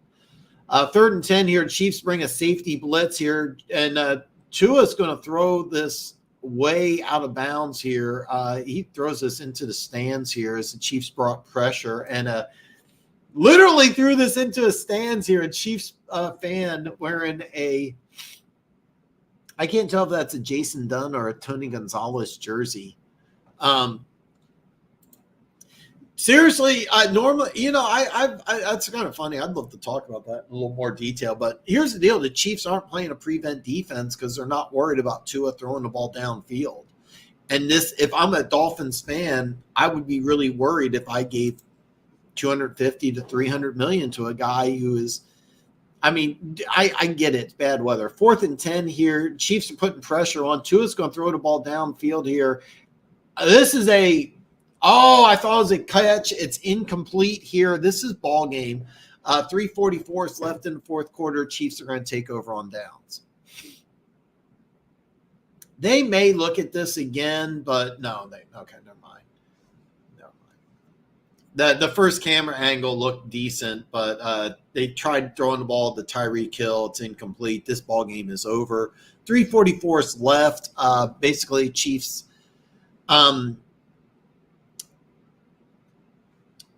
need to get 2 first downs. The Chiefs could probably just take a couple knees if they really wanted to. I wouldn't even be surprised if Blaine Gabbert took it. Well, they probably not. But Patrick Mahomes is going to hand off to Pacheco. He's going to get through the second level here. He's going to corkscrew his way to midfield here. And it's going to be a 2nd and about 4. So the Vikings GM said he'd you know what? You got to get if you can get Kirk Cousins back. Excuse me. If you can get Kirk Cousins back under a reasonable contract, absolutely. But, I mean, he was wanting big-time money. I've always been surprised that he couldn't get a big-time deal in Washington. It was always kind of like – it was always like a 3-year deal. He could never get that 5-year deal. I mean, now it doesn't make sense because of his age. But and the Dolphins called their second timeout, so it's going to be a 3:33 left in the game here. Dolphins have 1 timeout left with 3:33 left in the fourth quarter. It's going to be 2nd and 4. I'll be honest, I don't even know why you call timeouts at this point. The Dolphins are not into this game. They got 6 guys at the line of scrimmage here. They know it's a run. The Chiefs are going to run the ball. It's going to be CEH. He's going to power forward and get a first down. The pile's still moving forward. It's going to be a gain of 7 on 2nd and 4, so it's going to be a first down here. I would be really shocked if I would be really, really shocked if the Dolphins call another timeout. I think with the first down here, all you got to do is just really just take a couple of knees here. I apologize. Over the last couple of minutes, my nose just completely stuffed up. So.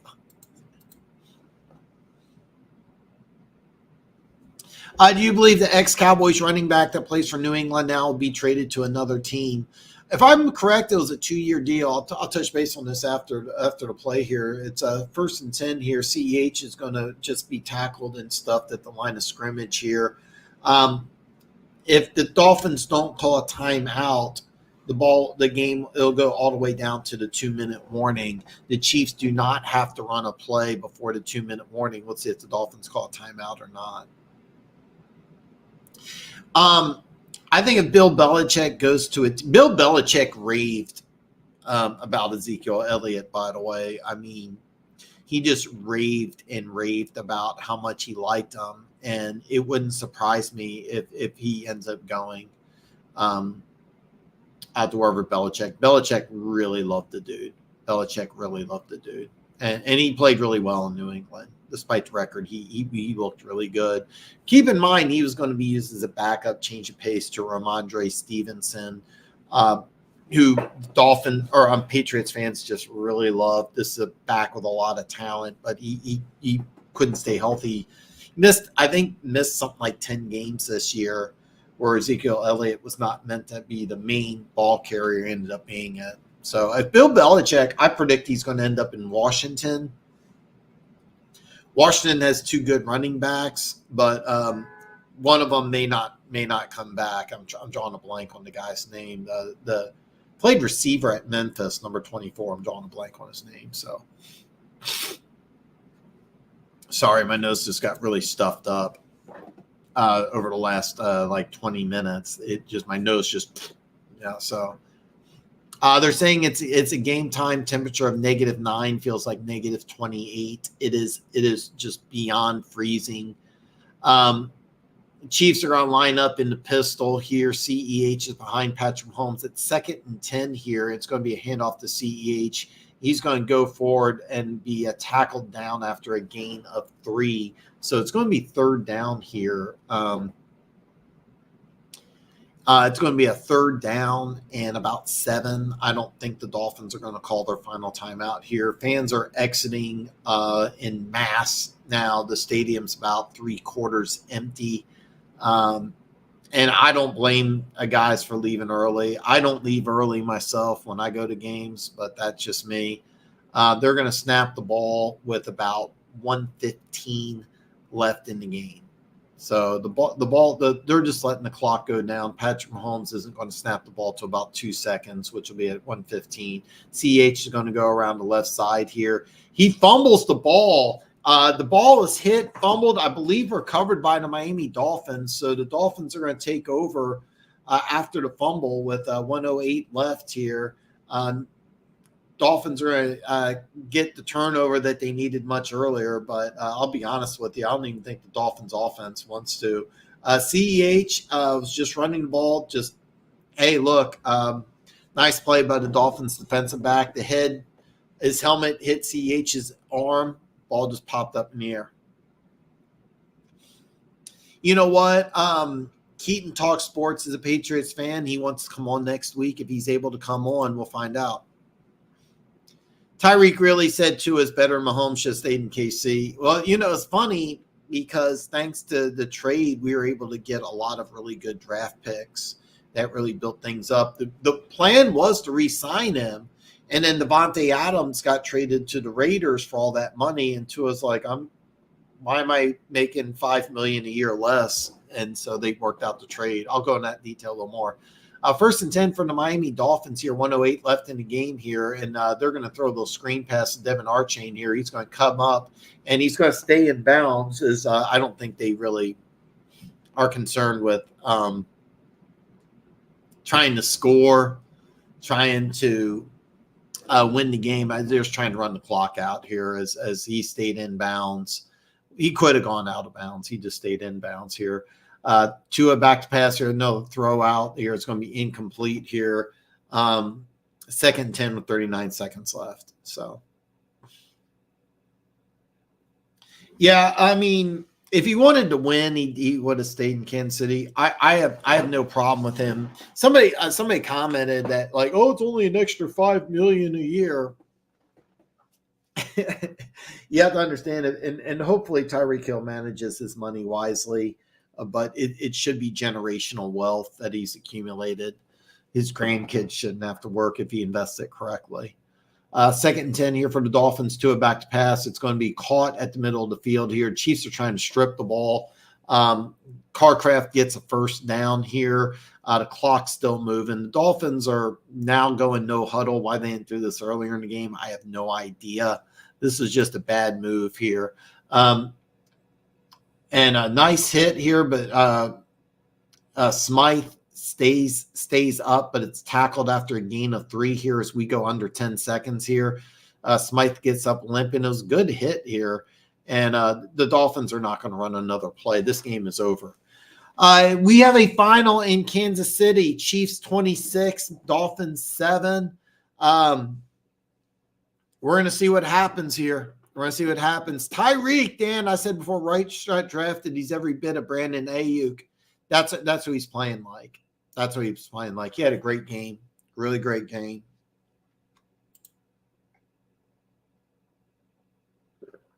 The track reviewer.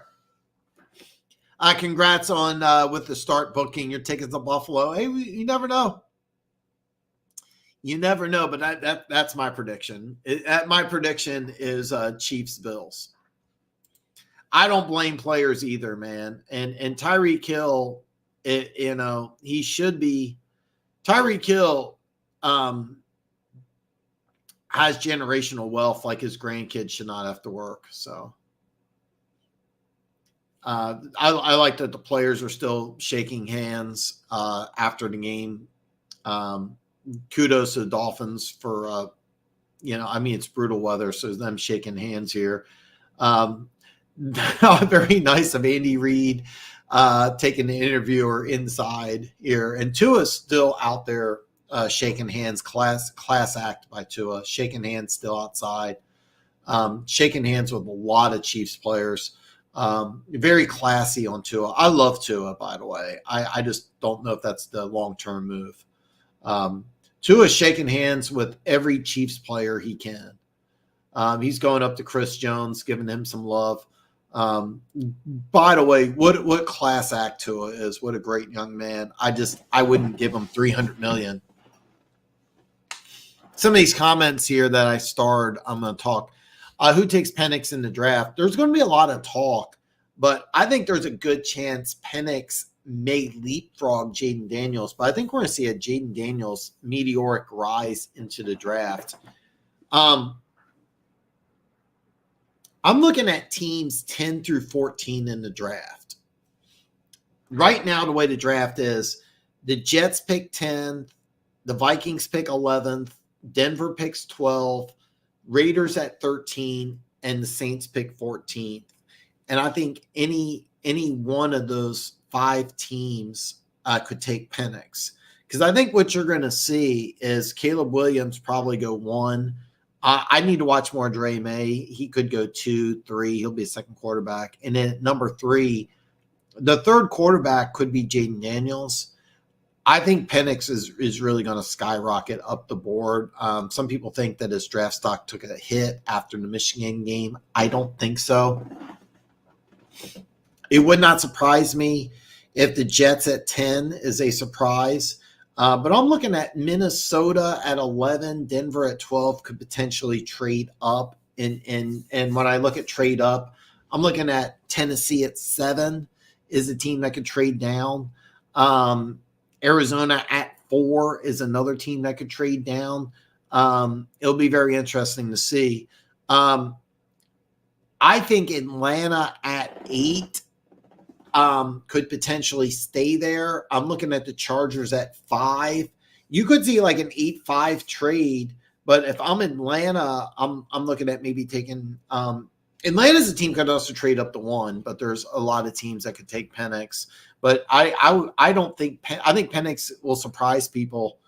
I think his draft stock's just going to skyrocket. I think one of those 5 teams I mentioned, Jets, Vikings, Broncos, Raiders, or Saints, will end up taking him, but I think he goes top 15.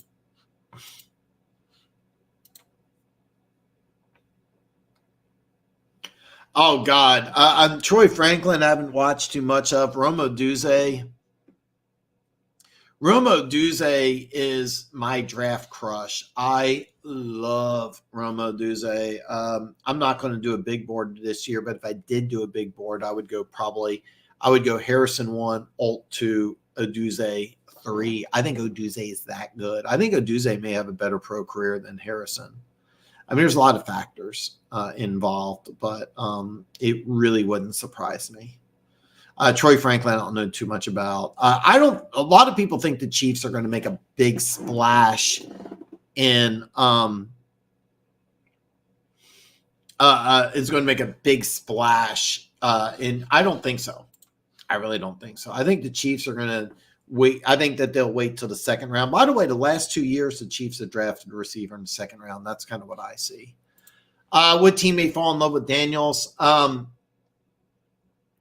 I think there's a lot of teams. His tape is probably the most impressive. I mean, he won the Heisman, deserved to win the Heisman. I would have given it to Harrison, but that's neither here nor there. Watch out for a team like New York at 6. That would be interesting. Brian Dable likes mobile quarterbacks. Josh Allen's a bigger dude. Daniel Jones is a bigger dude.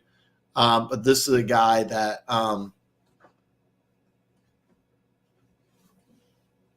might be interesting. Minnesota at 11. I don't know if he goes to 11, but Minnesota would be a team that could say, "Hey, look, I can work with this guy." Kevin O'Connell likes using a lot of bootlegs, mobile pockets. He likes mobile quarterbacks. That's one thing. Like Cousins didn't really fit. I I think that the AFC, or I'm sorry, the NFC South teams, all of them. Tampa Bay's not going to be able to get him, but I thought Tampa Bay he'd be a good fit in Tampa. I'm looking at Atlanta. Atlanta picks 8th. They may not be able to swing a move to get Williams or May. And if that's the case, because there's going to be some movement in the top 10, like Tennessee picks at 7. I could see them trading down. Arizona picks at 4. They may be trading down. The Chargers pick at 5. The Chargers have they're 31 million over the cap. The Chargers are going to have to make some moves. So the Chargers, let's see here. They have no extra draft picks except for the 257th pick, which is currently the last pick in the draft. The Chargers at 5 is a trade down candidate. The Saints and the Falcons, I would really kind of circle. One of these guys is going to fall in love with Penix. So it's going to be interesting to see here. But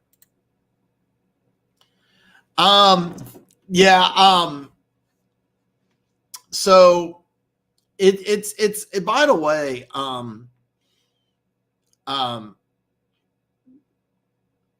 his agent should be angling for 250, 300 million over 5 years, because that's what Herbert got, and Burrow got that, and he led the NFL in passing yards. But if I'm a guy, I wouldn't. If I'm the Dolphins, I would not want to give them that type of money, because if you do, you lose Waddle, you probably lose Wilkins, you lose a bunch of guys.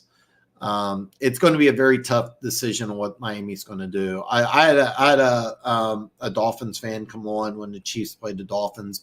With Pete's takes, he feels the same way, and I was really surprised because he gets a lot of heat because he's been telling people, "Hey, look, Tua's not the guy," and he's right. So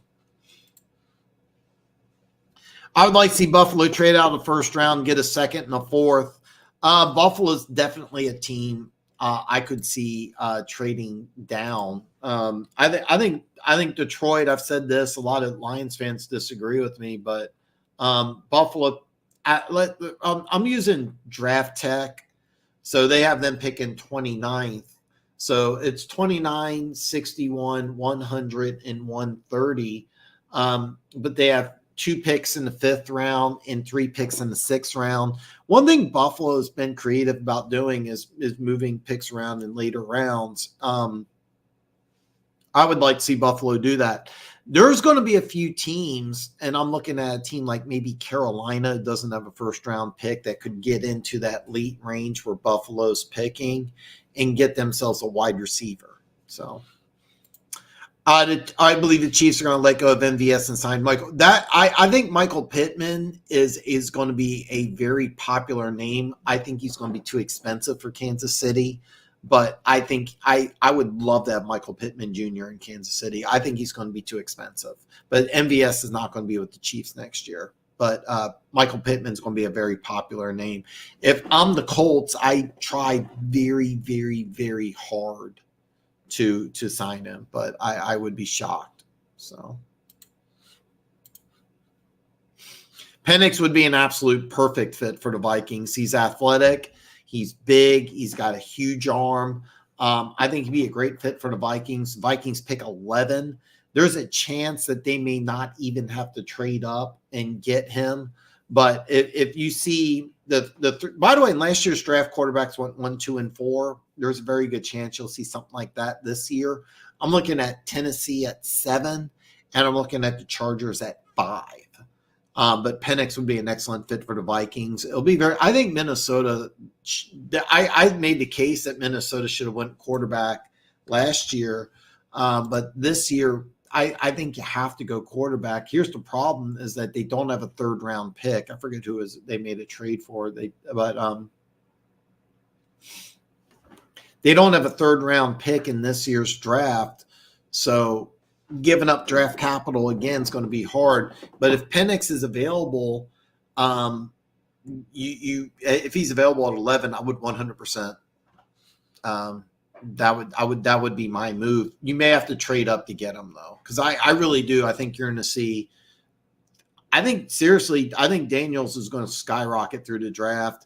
I think Penix is going to rise up. Bo Nix is going to be the 5th quarterback chosen, in my opinion. But we'll see what he does at the Senior Bowl. Denver Gator told me he's going to give me some inside info. So, but yeah, Penix would be a great fit for the Vikings.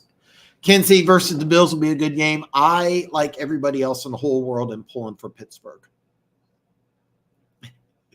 I'm pulling for Pittsburgh. That's what I want to see. Some of these comments.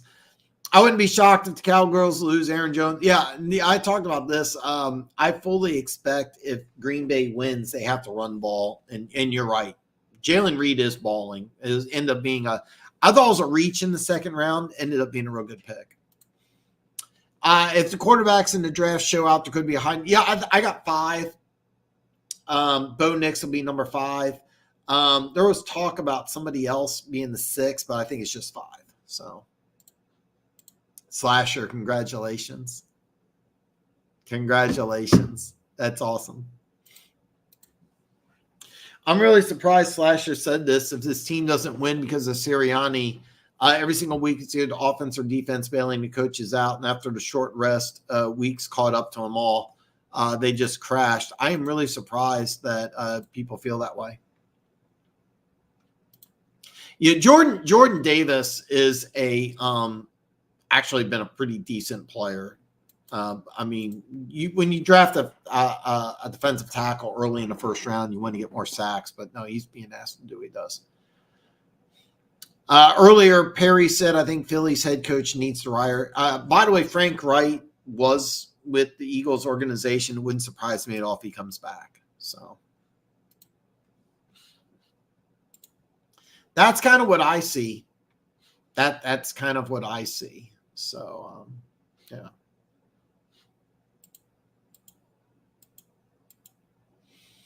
That's kind of what I see. I'm really geeked out.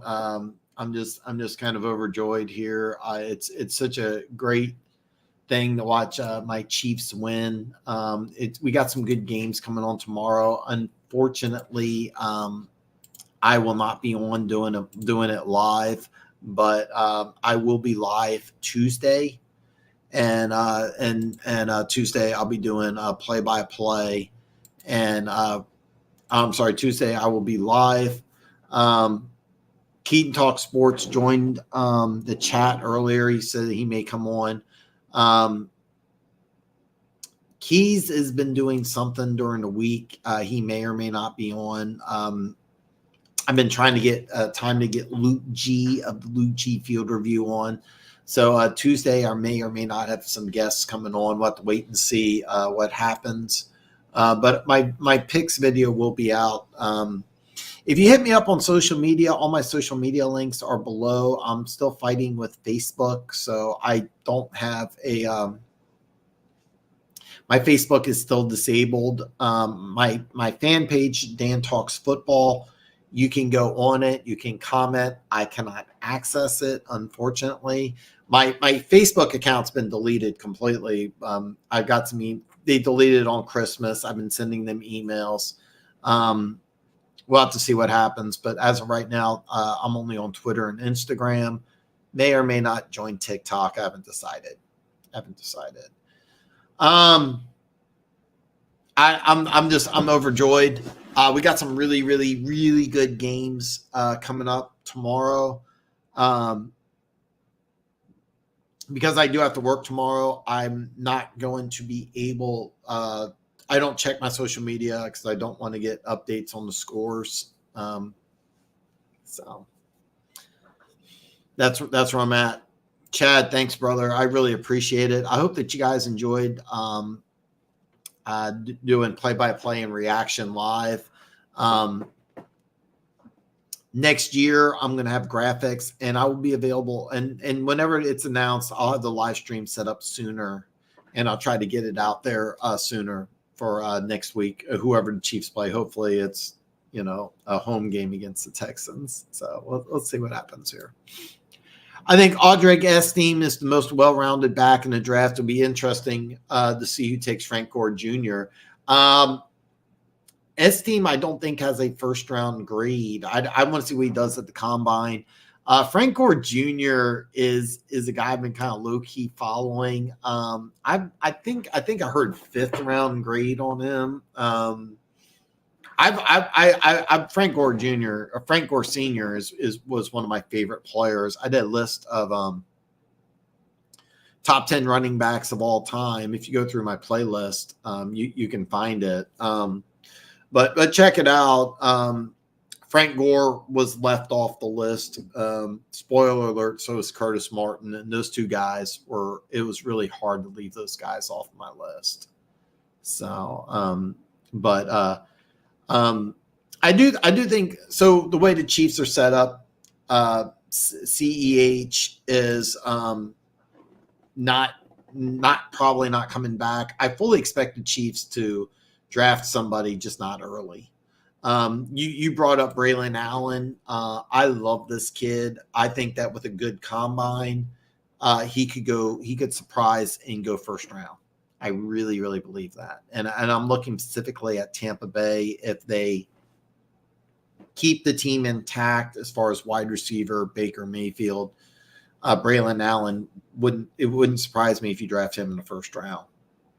Whenever Tampa Bay, we'll find out. But yeah, I haven't seen too much of this team. I'm actually excited to see what he does at the combine. If I'm correct, I think there's like a 3rd round grade on him, but I'll be honest, I don't know too much about him. Hatters out 710. Good luck, man. He says congrats on the W. Go Lions, baby. I picked the Rams, but I'm kind of cheering for the Lions. I mean, I'm cheering for the Lions, and I'm hoping to get Luke G on next week. But that to me, Rams Lions, the game of the week.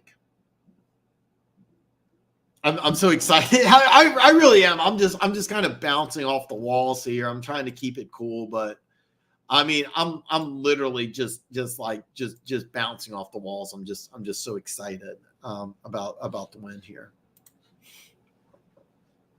Top 3 players from the game. All Chiefs. Rashee Rice. What a great game. I mean, that's how you arrive into the NFL. That's how you get to be a superstar. If he builds on this first year, it's something special. Patrick Mahomes, even though like statistically it's not great, I mean, he's the best player in football. Really did a fantastic job. And Isaiah Pacheco, and I didn't check to see what the final numbers were, but I was very adamant about when somebody put in the comments, they said, what's your player bet? And at the time it was 59.5.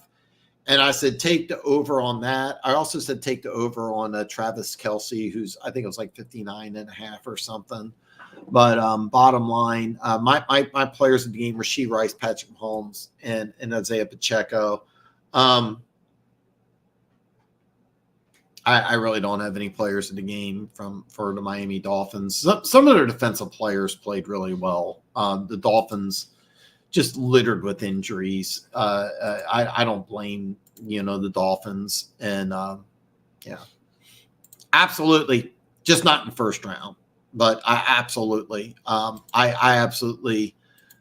think that I absolutely think the Chiefs will draft a running back. I just think it'll be later. I was looking at I wouldn't be surprised if Frank Gore Jr. like 5th, 6th round. But yeah, dude, you should be, man. Hatters House 710 says you should be.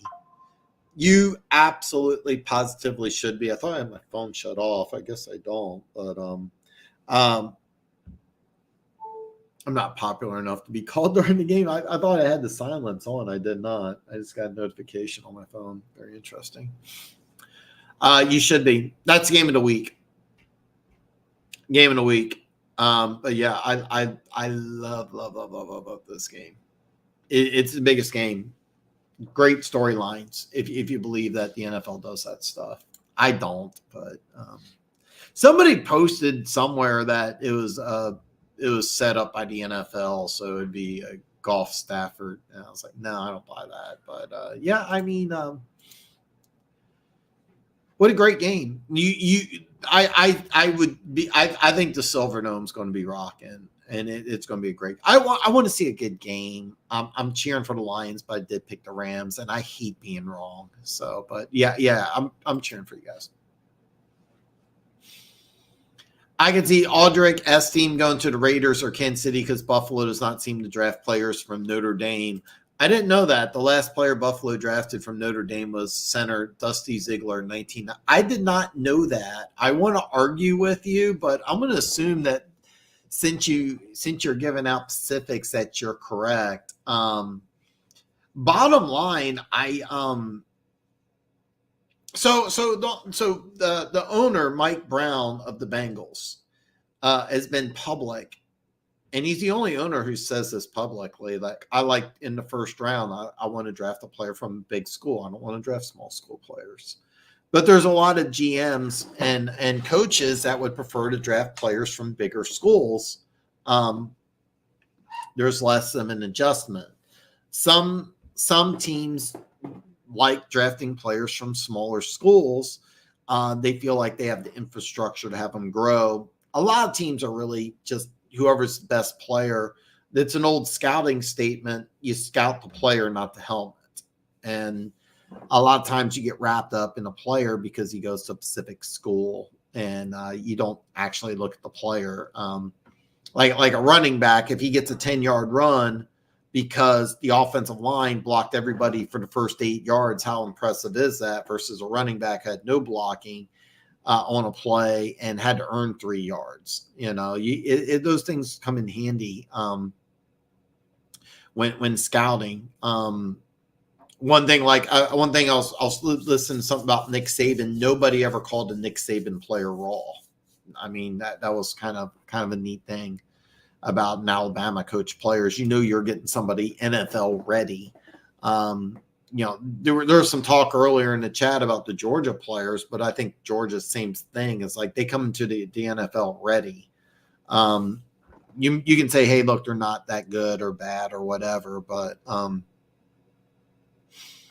I personally like drafting SEC players because I know that they played against NFL caliber players, and it's not much of a culture shock. Rashid Rice came from SMU. The Chiefs owner went to school at SMU, and some people thought there was a bias there. The Chiefs drafted a player from Kansas State who went to high school here in the Kansas City area. I grew up in Lee Summit.